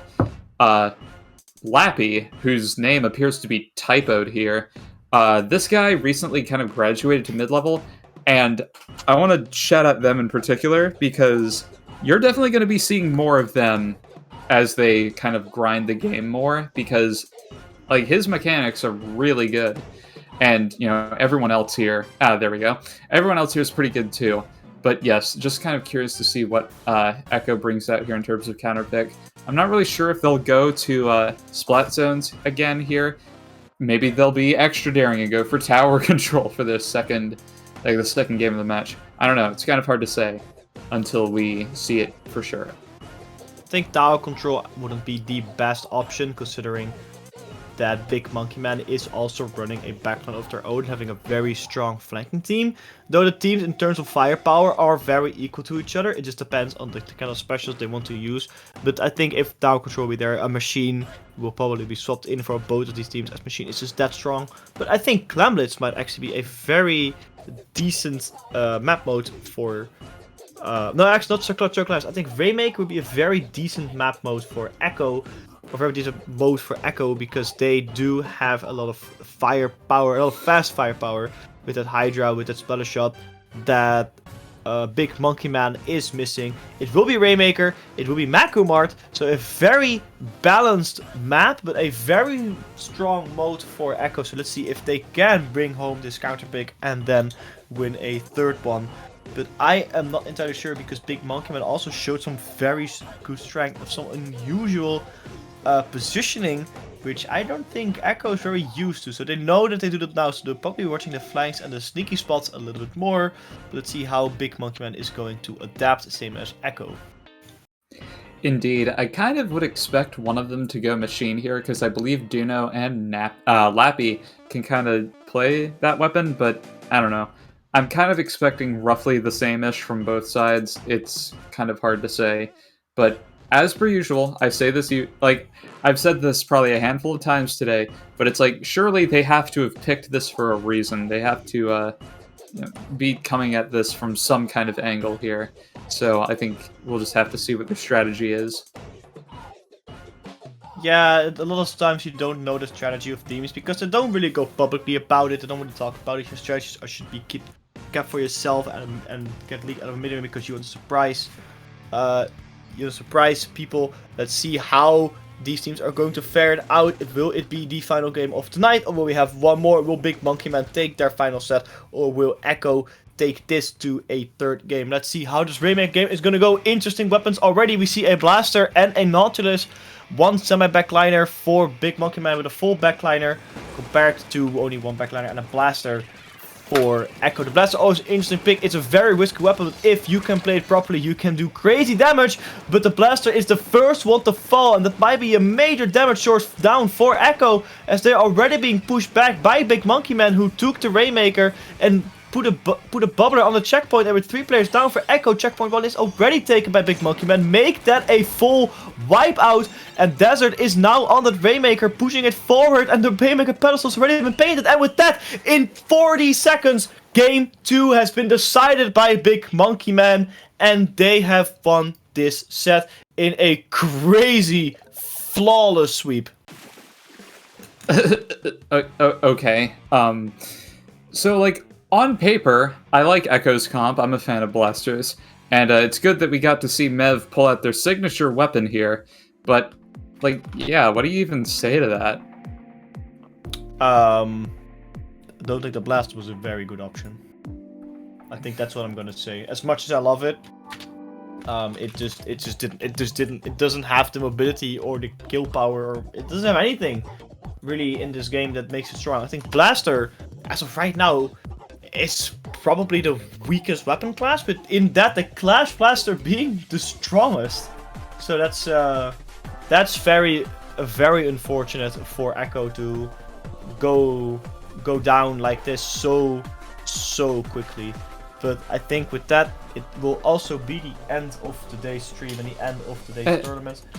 Yeah, I don't want to completely just trash on Echo either, because like this does seem to be kind of a new project, and they do have really strong players on the roster. So, like, I say this again, hopefully they're not too discouraged. Like, I don't know, I hope to see these guys playing some more kind of mid-level tournaments. But yes, indeed, it is now 4 o'clock Eastern, so I believe that is basically it for Speedladder. So, yeah. go ahead and plug where the people can find you, Hat. Well, you can find me on Twitter at @the_hat__, where I tweet about various things and post random pictures.